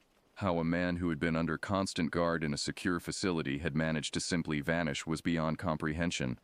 Chief Roberts coordinated with state police and even brought in FBI assistance. Roadblocks were set up, and a house-to-house search was initiated. But as hours turned into days with no sign of Thornhill, a terrible realization began to set in. He was still in Hermiston, hiding somewhere, continuing his nightmarish work. The town was placed under a de facto curfew. Schools were closed, businesses shut down early, and people huddled in their homes, doors locked and curtains drawn. I threw myself into the search, working long hours and barely sleeping. When I did manage to rest, my dreams were filled with dark visions, symbols writhing on walls, shadows moving with purpose, and always, the sound of whispering just beyond my understanding. It was on the 5th night after Thornhill's escape that everything came to a head. I was on patrol with Sarah again, driving slowly through the silent streets when a call came over the radio. "All units, we have a report of suspicious activity at the old cemetery on Hilltop Road. Proceed with caution." Sarah and I exchanged a look. The old cemetery had been abandoned for years, the newer one on the other side of town having taken its place. It was isolated, overgrown, the perfect place for someone to hide, or to conduct rituals unobserved. As we approached the cemetery, I could see flickering lights through the trees. Candles or torches. We parked the cruiser and proceeded on foot, moving as quietly as we could through the underbrush. The scene that greeted us as we reached the cemetery was like something out of a nightmare. A group of figures in dark robes moved among the gravestones, chanting in a language I didn't recognize.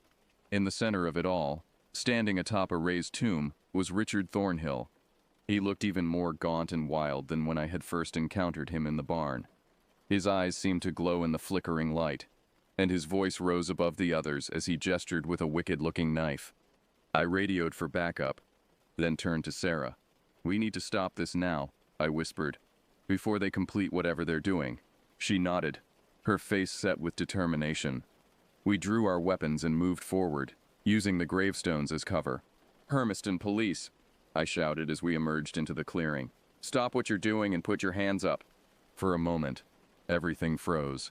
The chanting stopped, and all eyes turned to us.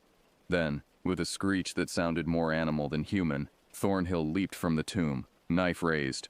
What followed was chaos. The robed figures scattered, some running into the woods while others rushed towards us. Sarah and I were forced to separate, each taking on multiple attackers. I lost sight of Thornhill in the melee. I fought off two of the cultists, my police training kicking in as I disarmed one and knocked the other unconscious. I could hear Sarah shouting and the sound of a struggle nearby. Then, suddenly, I heard her cry out in pain. I turned to see her on the ground, Thornhill standing over her with his knife raised. Without thinking, I raised my gun and fired. The shot echoed through the cemetery. Thornhill staggered, then fell. As he hit the ground, an unearthly howl rose from the tomb he had been standing on. The air seemed to ripple and distort, and for a moment I thought I saw something, a shape, a presence, trying to push through into our world. Then, as suddenly as it had begun, it was over. The strange presence vanished, and the night was silent once more, broken only by the approaching sirens of backup finally arriving. The days and weeks that followed the incident at the cemetery were a blur of debriefings, interviews, and paperwork. The full extent of what had been happening in Hermiston slowly came to light. Thornhill, it turned out, had been the leader of a small but devoted cult.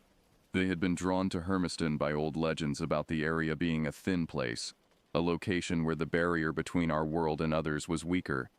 The ritual they had been attempting was indeed a summoning, just as Dr. Martinez had feared. If completed, it would have opened a gateway, allowing something ancient and malevolent to enter our world. The cultists we had captured were a mix of local residents and outsiders who had been drawn in by Thornhill's charisma and promises of power. Many of them seemed to be in a state of shock, as if awakening from a long dream. As for Thornhill himself, he had survived the gunshot but would spend the rest of his life in a high-security psychiatric facility. In his more lucid moments, he spoke of visions and voices, of a great cleansing that would remake the world. Whether these were the ravings of a madman or something more, we would never truly know. Hermiston slowly began to heal. The symbols were removed or painted over. The old cemetery was cleaned up and resecured. And gradually, life started to return to normal. But things would never be quite the same.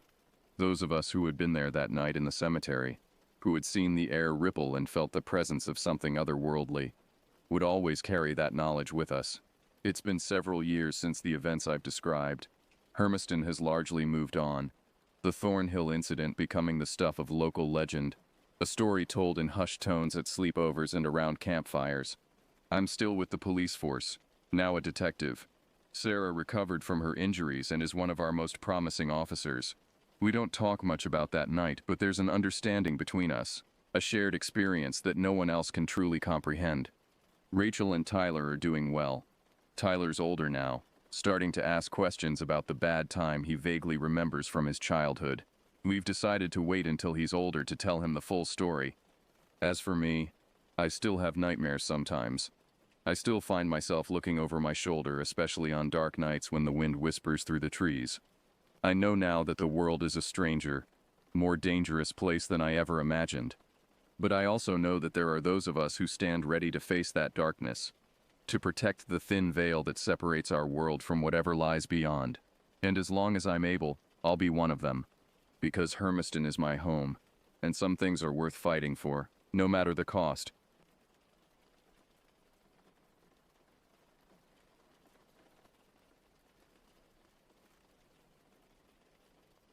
My name is Daniel Clark, and I am 74 years old.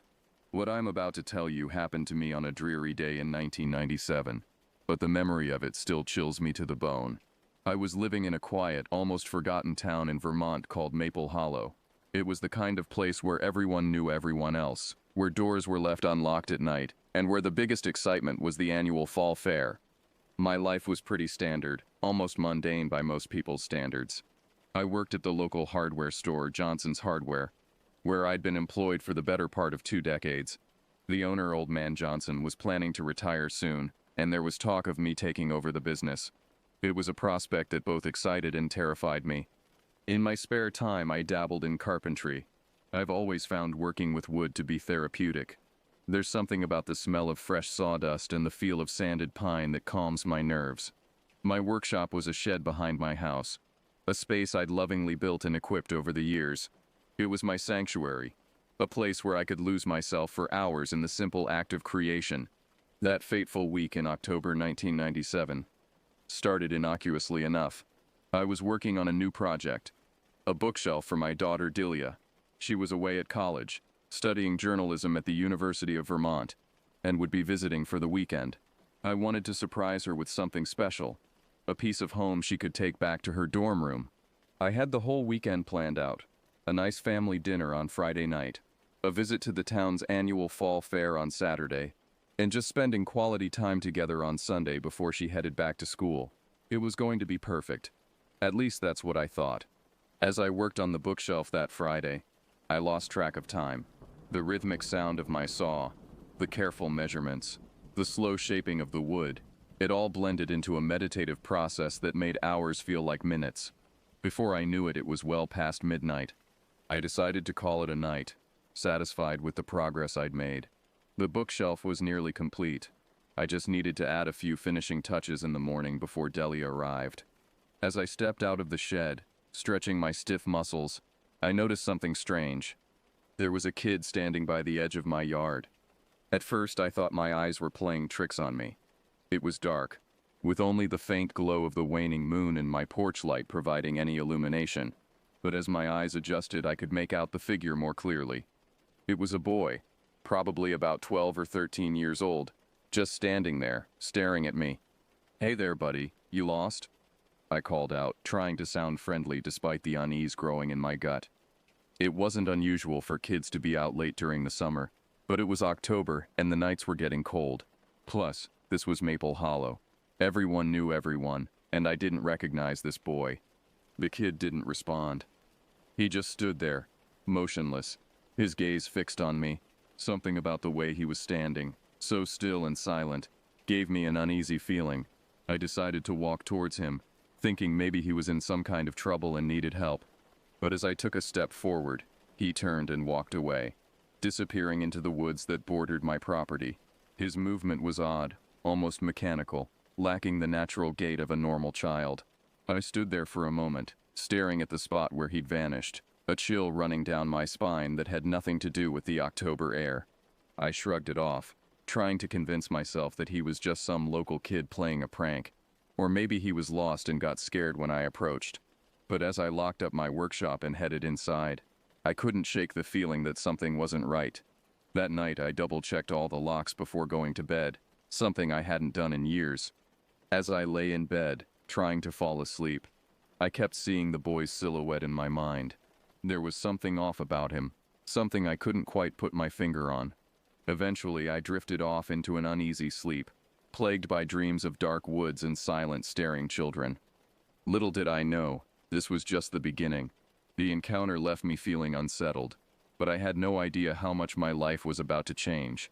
No idea of the terror that was about to descend upon my quiet life in Maple Hollow.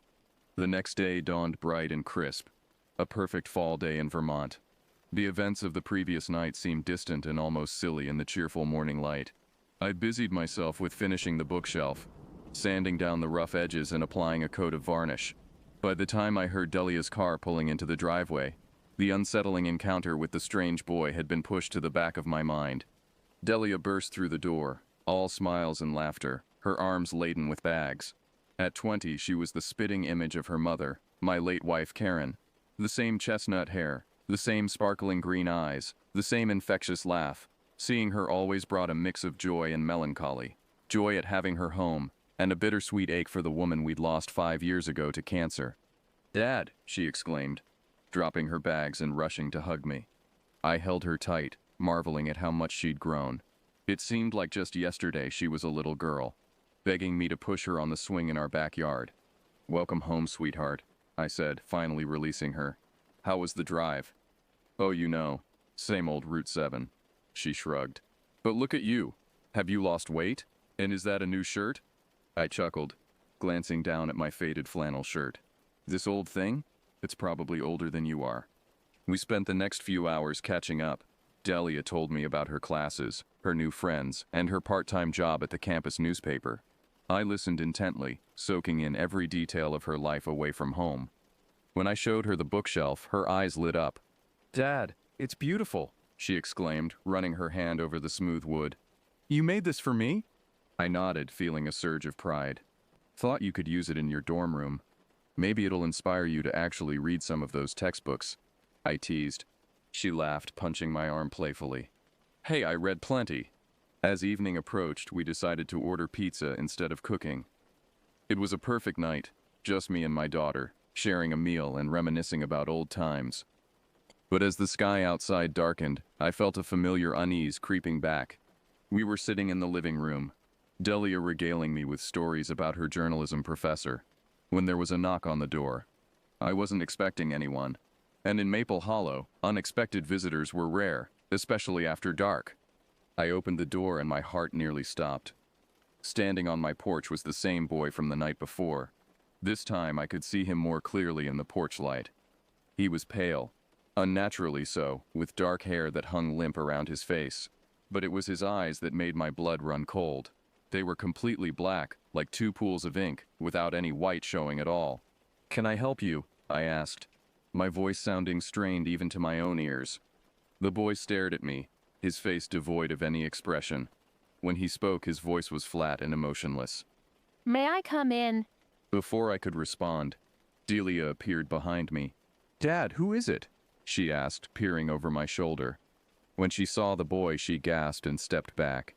"I don't think that's a good idea, kid," I said, trying to close the door. "You should go home." But as I pushed the door, the boy stepped forward, pressing his foot against it. "Please let me in," he insisted, his voice still devoid of any emotion. I forced the door shut with all my strength and locked it, my heart racing. I turned to Delia, who looked as scared as I felt. "Did you see his eyes?" she whispered, her face pale. I nodded, trying to steady my breathing. "Yeah, I saw them. I don't know what's going on, but we need to call the police." I dialed 911 with shaking hands and explained the situation to the dispatcher. She sounded skeptical, but said they would send someone over to check things out. In the meantime, Delia and I stayed away from the windows and doors, feeling an irrational fear that the boy was still out there, watching us. As we waited for the police to arrive, I told Delia about seeing the boy the night before. She listened with wide eyes, her face growing paler with each detail. "Dad, this isn't normal," she said when I finished. "Those eyes, they weren't human." I wanted to reassure her, to tell her that there must be a logical explanation. But the truth was, I was just as frightened and confused as she was. Something was very wrong in Maple Hollow, and I had a sinking feeling that this was only the beginning. When the police arrived, it was Officer Brantford and his partner, Officer Green. I'd known Brantford for years. He'd been on the force since I moved to Maple Hollow. Green was newer, a young guy fresh out of the academy. They did a thorough search of the property and the surrounding woods, but found no trace of the boy. "Are you sure about what you saw, Dan?" Brantford asked, his brow furrowed in concern. "A kid with completely black eyes? That's unusual." I could hear the skepticism in his voice, and it frustrated me. "I know what I saw, Jim," I insisted, "and Delia saw him too. There's something not right about that boy." Brantford exchanged a glance with Green, who shrugged. "We'll keep an eye on the area," Brantford said finally. "If you see him again, call us immediately. And maybe think about installing some security cameras." After they left, Delia and I sat in the living room, both too wired to sleep. Every little noise made me jump, the creaking of the house settling, the wind rustling the leaves outside. I kept imagining those black eyes staring at me through the darkness. "What do you think he wanted, Dad?" Delia asked, her voice small and scared. I shook my head. "I don't know, sweetheart, but I promise you, I won't let anything happen to you." Despite my words, I felt helpless. How could I protect us from something I didn't understand? Around 3 a.m., I heard a soft tapping on the window. My heart nearly stopped. I grabbed the baseball bat I kept under my bed and slowly crept to the window. The curtains were drawn, but I could see a shadow moving on the other side. With trembling hands, I pulled back the curtain a fraction. There he was, the boy, tapping on the glass and staring at me with those unsettling black eyes. He pressed his face against the window and whispered, "Let me in." I stumbled back, my mind reeling. This couldn't be happening. It had to be a nightmare. Then I heard Delia scream from her room. I ran to her, still clutching the bat. She was standing by her window, pale and shaking. "He's out there," she whispered, pointing with a trembling finger. I looked out her window and saw not one, but two figures standing in our yard. The boy from before, and a girl who looked to be about the same age. They both stared up at us with those terrible black eyes. I called the police again, my voice shaking as I reported what was happening. But by the time Brantford and Green arrived, the children were gone. The officers looked at me with a mix of concern and disbelief. "Are you sure you're not imagining things, Mr. Clark?" Green asked, his tone careful. "I'm not imagining anything," I snapped, feeling frustrated and scared. "My daughter saw them too. There were two of them this time." Brantford put a hand on my shoulder. "Dan, I've known you for a long time. You're not the type to make up stories, but you have to admit this is hard to believe. Have you been under any stress lately?" I shrugged off his hand, anger rising in me. "You think I'm crazy? That we're both crazy?" I gestured to Delia, who was sitting on the couch, wrapped in a blanket and looking shell-shocked. "No one's saying that," Brantford said soothingly. "Look, we'll increase patrols in the area. And I really think you should consider those security cameras. Maybe if we can get some footage." After they left, Delia and I sat in the living room, lights on, trying to make sense of what was happening. "Dad," she said, her voice trembling, "who are those kids? And why do they want to come in?" I pulled her into a hug, wishing I had answers for her. "I don't know, sweetheart.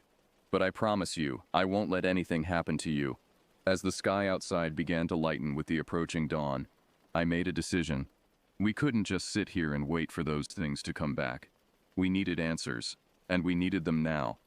"Get some sleep," I told Delia. "In the morning we're going to figure this out."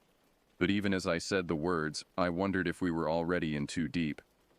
What had invaded our quiet town, and more importantly, how could we stop it? The next day, I decided to take matters into my own hands. After making sure Delia was safely ensconced at her friend Amy's house, I headed to the local library. It was a small building, barely more than a large room filled with books, but it was the best resource we had in Maple Hollow. As I walked in, Mrs. Penbrook, the elderly librarian, looked up from her desk. "Daniel Clark, as I live and breathe, what brings you here on such a fine day?" I forced a smile, not wanting to alarm her. "Just doing some research, Mrs. Penbrook. Mind if I use one of the computers?" She waved me towards the ancient desktop computers in the corner. "Help yourself, dear. Let me know if you need anything." I sat down at one of the computers, my fingers hovering over the keyboard. What exactly was I looking for? Children with black eyes seemed too vague, but it was a start. As I began my search, I felt a mix of dread and anticipation. Part of me hoped I wouldn't find anything, that this was all just some elaborate prank or a product of an overactive imagination. But another part of me needed answers, needed to know what we were dealing with. To my surprise and growing unease, I found more information than I expected. There were forums dedicated to encounters with what people called black-eyed kids, or BX. The stories were chillingly similar to our experience. Children appearing out of nowhere, always at night, always asking to be let in, and always with those terrible, all-black eyes. Most of what I found was folklore and urban legends, but there were enough accounts similar to mine to make me believe that this wasn't just a figment of my imagination. People all over the country, and even in other parts of the world, had encountered these entities. As I read account after account, I felt a cold sweat break out on my forehead. Many of the stories ended badly. People who let the children in often disappeared or died under mysterious circumstances. Those who resisted often found themselves plagued by nightmares and a feeling of being watched. One account in particular caught my attention. A man in Oregon claimed that the black-eyed kids were some kind of energy vampires, feeding off fear and negative emotions. He suggested that they couldn't enter a home without permission, which is why they always asked to be let in. I printed out as much information as I could. my mind reeling. As I gathered the papers, Mrs. Pembroke approached me. Find what you were looking. As I gathered the papers, Mrs. Pembroke approached me. Find what you were looking for, dear, she asked, eyeing the stack of printouts curiously. I nodded, trying to keep my expression neutral.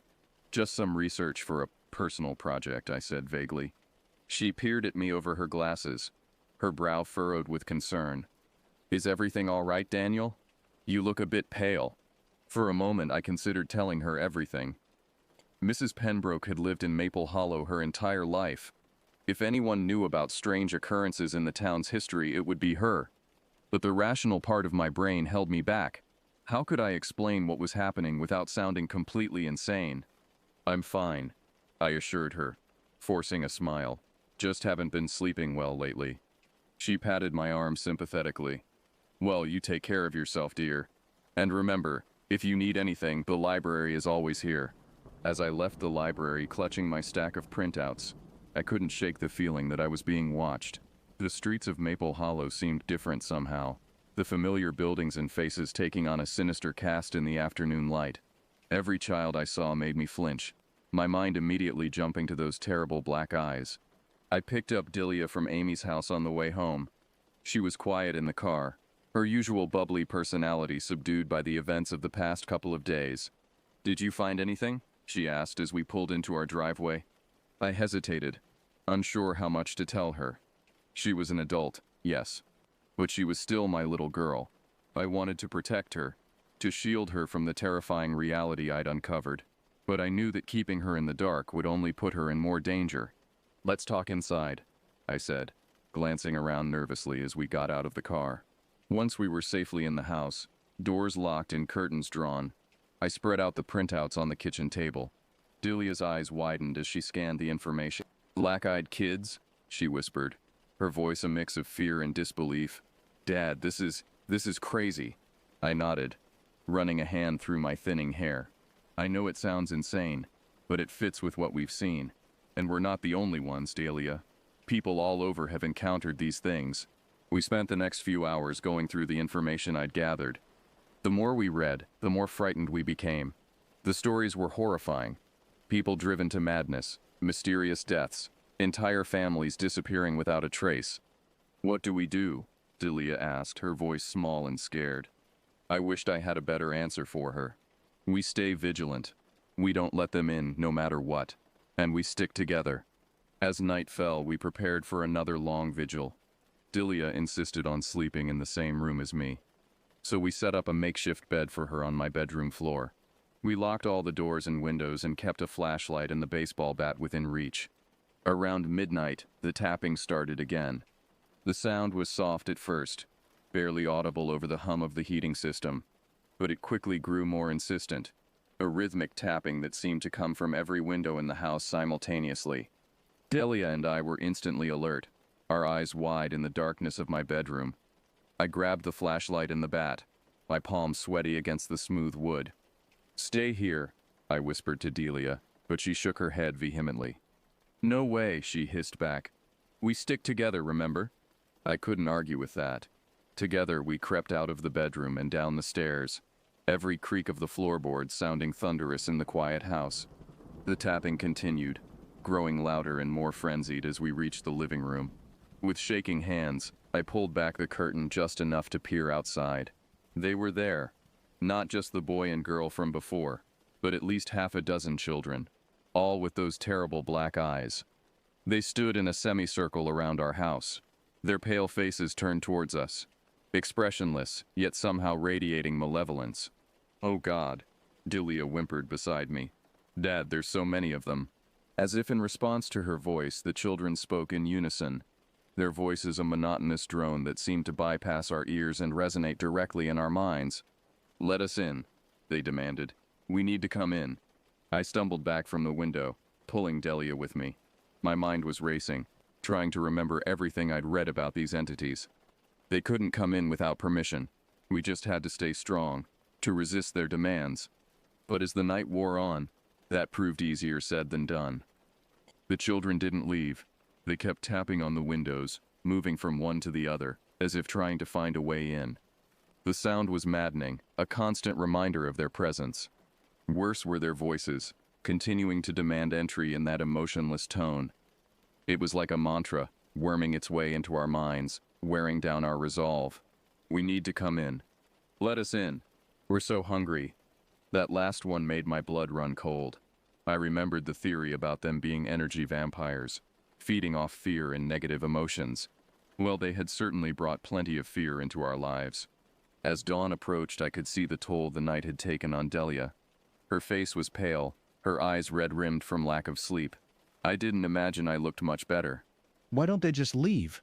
She asked, her voice hoarse. I shook my head, at a loss for words.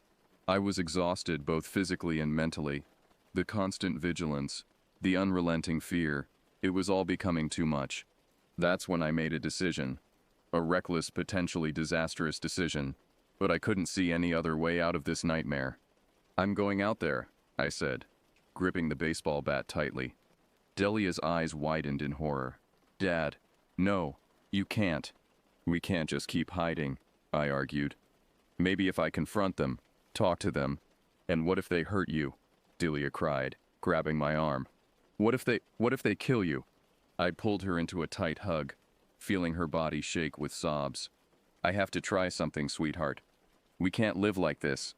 Before she could protest further, I strode to the front door and flung it open, stepping out onto the porch with the bat raised. The children turned to face me, their black eyes gleaming in the pre-dawn light. For a moment we just stared at each other, an eerie tableau of man versus supernatural entities. Then I found my voice. What do you want? I shouted, trying to keep the fear out of my voice. The boy who had first appeared at my door 2 nights ago stepped forward. We need to feed, he said, his voice as flat and emotionless as ever. Feed on what? I demanded, though I feared I already knew the answer. On you, the girl beside him answered. On your fear, your pain, your life force. I tightened my grip on the bat. Well, you can't have it. You're not welcome here. Leave us alone. As I spoke, I felt a surge of something. Power. Determination. Whatever it was, it seemed to ripple through the air. The children took a step back, their expressionless faces showing the first hint of uncertainty I'd seen. You have no power here, I continued, my voice growing stronger. This is our home, and you are not invited. Go back to wherever you came from and never return. To my amazement, the children began to retreat. They moved backwards, their movements jerky and unnatural, until they reached the edge of the woods. Then, as one, they turned and disappeared into the trees. I stood there, bat still raised, hardly daring to believe what had just happened. Had it worked? Were they really gone? As the first rays of sunlight began to peek over the horizon, I felt a wave of exhaustion wash over me. I stumbled back into the house, where Delia was waiting, her face a mix of fear and relief. Are they gone? She asked, her voice barely above a whisper. I nodded, sinking onto the couch. I think so, for now at least. Delia sat beside me, leaning her head on my shoulder. What do we do now? I wrapped an arm around her, drawing comfort from her presence. We rest, and then, as we sat there watching the sun rise through the window, I knew our ordeal wasn't over. The black-eyed kids might be gone for now, but the memory of them, the fear they had instilled in us, would linger. And deep down, I knew we hadn't seen the last of them. But for now, in the growing light of a new day, we were safe, and that was enough. The days following our confrontation with the black-eyed kids were a blur of exhaustion and paranoia. Delia and I moved through the house like ghosts, jumping at every sound, peering nervously out of windows at the slightest provocation. Sleep came in fitful bursts, plagued by nightmares of pale children with ink-black eyes. I called in sick to work, unable to muster the energy or courage to leave the house. Delia postponed her return to college, claiming a family emergency. In a way, I suppose that's exactly what it was. We spent our days researching, digging deeper into the lore surrounding these entities. We found more stories, more encounters, each one adding to the growing knot of fear in my stomach. Some accounts spoke of protective measures, salt lines, iron fixtures, specific herbs and incantations. We tried them all, turning our home into a fortress against the supernatural. But as the days passed and the black-eyed kids didn't return, we began to relax, if only slightly. Maybe they really were gone for good. Maybe my confrontation had driven them away permanently. It was Delia who first suggested we talk to someone about what had happened. "Dad," she said one evening as we sat at the kitchen table. Picking at a dinner neither of us had the appetite to eat. "I think we need help." I looked up, surprised. "What do you mean?" She sighed, pushing her plate away. "I mean, we can't keep living like this. We're both exhausted, scared. We need to talk to someone who might understand what we've been through." I shook my head. "Who would believe us, Delia? They'd think we were crazy." "Maybe," she conceded. "But maybe not. Remember those forums you found? There are people out there who have experienced similar things.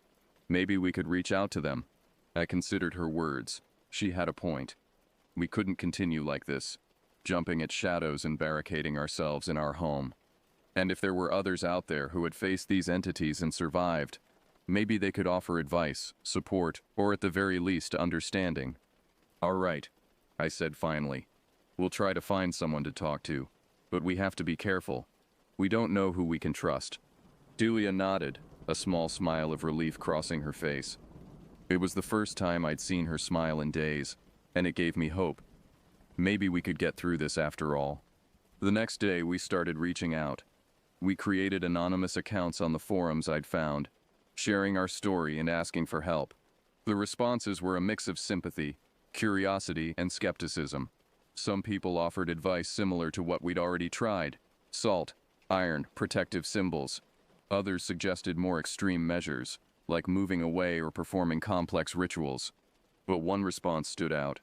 It was from a user named Shadow Watcher, who claimed to have been studying the black-eyed kids phenomenon for years. "Your experience is not unique," Shadow Watcher wrote, "but your success in driving them away is. I'd like to know more. If you're willing, I'd like to speak with you directly." Delia and I debated for hours whether to respond. It could be a trap, a trick by the black-eyed kids or some other malevolent force, but it could also be our best chance at understanding what had happened to us and how to prevent it from happening again. Finally, we decided to take the risk. We arranged a video call with Shadow Watcher, taking precautions to protect our identity and location. When the call connected, we found ourselves face to face with a middle-aged woman with graying hair and kind eyes. She introduced herself as Dr. Eleanor Bright, a parapsychologist who had been studying supernatural phenomena for over 2 decades. "I'm so glad you reached out," Dr. Bright said, her voice warm and sympathetic. "What you've been through, it's traumatic to say the least. But you're not alone, and you're not crazy." Over the next few hours, we told Dr. Bright everything. She listened without judgment, asking thoughtful questions and offering insights based on her research. "The black-eyed kids are a relatively new phenomenon in paranormal research," she explained, "but they share similarities with other entities throughout folklore and mythology. Vampiric creatures that feed on life force, trickster spirits that need invitation to enter a home. They all point to a common thread in human experience." "But what are they really?" Delia asked. "And why did they come after us?" Dr. Bright sighed. "The honest answer is, we don't know for certain. Some researchers believe they're interdimensional beings. Others think they're some kind of psychic vampires. My personal theory is that they're manifestations of collective human fear and trauma." I frowned. "What do you mean?" "Think about it," Dr. Bright said. "In times of social upheaval and uncertainty, reports of these kinds of entities tend to increase. They represent our fears of the unknown, of vulnerability, of loss of control. By feeding on fear, they perpetuate a cycle of terror." It was a lot to take in, but in a strange way it made sense. The idea that these entities were a manifestation of human fear was almost more terrifying than thinking of them as separate, alien beings. It meant the source of the horror was, in a way, ourselves. "So how do we stop them?" I asked. Dr. Bright smiled. "You've already taken the first step. By confronting them, by refusing to give in to fear, you've weakened their hold. The key is to maintain that strength, that refusal to be controlled by fear." She gave us more advice, techniques for grounding ourselves, for creating a sense of safety and control. She also put us in touch with a support group for people who had experienced similar encounters. As the call ended, I felt a weight lift from my shoulders. We weren't alone in this. There were people who understood, who could help us make sense of what we'd been through. Delia and I looked at each other, and for the first time in weeks, I saw hope in her eyes. We had a long way to go, but we had taken the first steps towards healing. That night, as I lay in bed, I realized the tapping that had haunted my dreams was gone. In its place was a new sound, the gentle rustling of leaves in the wind, the quiet creaking of our old house settling, the soft breathing of my daughter in the next room, the ordinary comforting sounds of home. We had faced the darkness, and we had survived. Whatever came next, we would face it together. The weeks that followed our conversation with Dr. Bright were a time of slow but steady healing. Delia and I threw ourselves into the techniques she had taught us, practicing grounding exercises and working on creating a sense of safety in our home that went beyond salt lines and iron fixtures. We joined the support group Dr. Bright had recommended, attending weekly video meetings with others who had encountered the black-eyed kids or similar entities. At first, it was hard to open up, to relive the terror of those nights. But as we shared our story and listened to others, we found a sense of community and understanding that was profoundly comforting. There was Tom, a truck driver from Idaho who had encountered the black-eyed kids at a remote rest stop. Maria, a college student from Florida who had been stalked by them for weeks before finally driving them away. Each story was unique, but they all shared common threads: the fear, the sense of unreality, the struggle to make sense of what had happened. Slowly but surely, we began to reclaim our lives. Delia returned to college, armed with new coping strategies and a support network she could reach out to if things got tough. I went back to work at the hardware store, finding solace in the familiar routine of stocking shelves and helping customers. But things weren't entirely back to normal. How could they be? We had glimpsed a world beyond the veil of everyday reality, a world of darkness and terror that most people never see. It changed us, in ways both subtle and profound. I found myself more alert, more aware of my surroundings. Every child I saw on the street was subject to a quick, nervous glance at their eyes. The darkness held new terrors, and I often found myself lying awake at night, straining to hear any hint of that dreaded tapping at the windows. Delia struggled too. She called me more often, sometimes in the middle of the night, just needing to hear a familiar voice. She told me about nightmares where she was trapped in our house, surrounded by black-eyed kids, unable to escape or call for help. But we were coping, we were surviving, and in some ways we were growing stronger. I threw myself into research, devouring every book and article I could find on paranormal phenomena. I started keeping a journal, recording not just our experience with the black-eyed kids, but also the lingering effects, the ways it had changed our perceptions and our lives. Delia, always the writer, began working on a series of articles about our experience. She was careful to present it as fiction, of course. The world wasn't ready for the truth. But the process of writing, of transforming our terror into words on a page, seemed to help her process what had happened. As months passed, the raw fear began to fade, replaced by a kind of wary acceptance. We had seen behind the curtain, glimpsed the horrors that lurk in the shadows, and we had survived. It wasn't an experience I would wish on anyone, but I couldn't deny that it had changed us, in some ways for the better. We were closer now, Delia and I. Our shared ordeal had forged a bond between us that went beyond the usual father-daughter relationship. We understood each other in a way that no one else could, united by our brush with the unknown. It was almost a year after our encounter when something happened that shook us out of our newfound equilibrium. I was closing up the hardware store one evening, the last rays of sunset painting the sky in shades of orange and purple. As I locked the front door, I noticed a figure standing across the street, partially hidden in the shadows of an alleyway. My heart rate immediately spiked, my mind flashing back to that first night when I'd seen the boy at the edge of my yard. But this wasn't a child. It was a man, tall and thin, dressed in a dark suit that seemed to blend into the shadows around him. As I watched, frozen in place, the man stepped forward into the fading light. His face was pale, almost glowing in the twilight, and I felt a chill run down my spine. His eyes were completely black.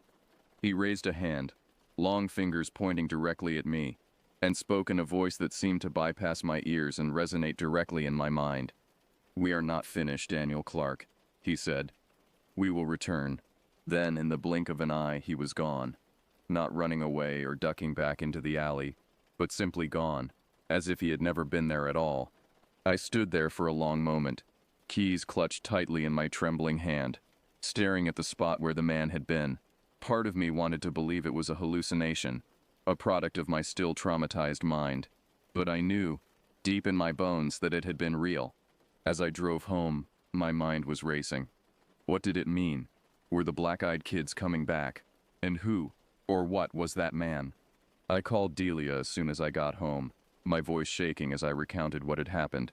She listened in silence, and I could almost feel her fear and concern radiating through the phone. "What do we do, Dad?" she asked when I finished. I took a deep breath, trying to calm my racing heart. We do what we've been doing. I said, surprised by the steadiness in my voice. We stay vigilant. We support each other. And we remember that we faced this before, and we survived. There was a moment of silence. Then Delia spoke, her voice filled with a determination that made my heart swell with pride. "We're stronger now," she said. "Whatever comes, we'll face it together." As I hung up the phone, I looked out the window at the darkening sky. The man's words echoed in my mind. We will return. A promise, or a threat, or perhaps both. But Delia was right. We were stronger now. Changed, scarred perhaps, but stronger. Whatever came next, whatever horrors the darkness held, we would face it. Together. Life in Maple Hollow continued, but with an undercurrent of tension that never quite dissipated. The appearance of the black-eyed man, as Delia and I had taken to calling him, had shattered the fragile sense of normalcy we'd been building. I installed security cameras around the house and the hardware store. Delia came home more often, her visits tinged with a mixture of love and worry. We both jumped at shadows, our nerves constantly on edge as we waited for the other shoe to drop. But days turned into weeks and weeks into months, and nothing happened. No black-eyed kids appeared at our windows. No tall, dark figures lurked in alleyways. Life improbably went on.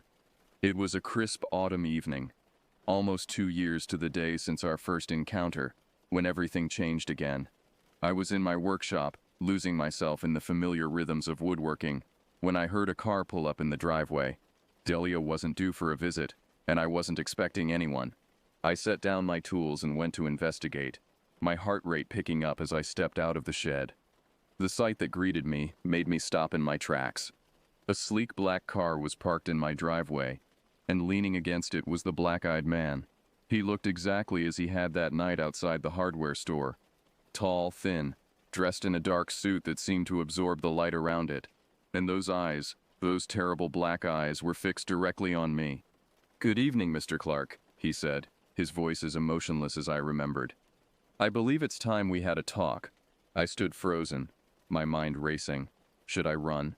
Call for help? But even as these thoughts flashed through my mind, I knew they were futile. Whatever this being was, I doubted a locked door or a phone call would stop him. "What do you want?" I asked, surprised by the steadiness in my voice. The man's lip curled in what might have been a smile on a human face. On him it looked wrong, like a mask poorly fitted. "Understanding, Mr. Clark, and perhaps cooperation." He gestured towards the house. "Shall we go inside? I assure you, if I meant you harm, it would have happened long ago." Against my better judgment, I nodded.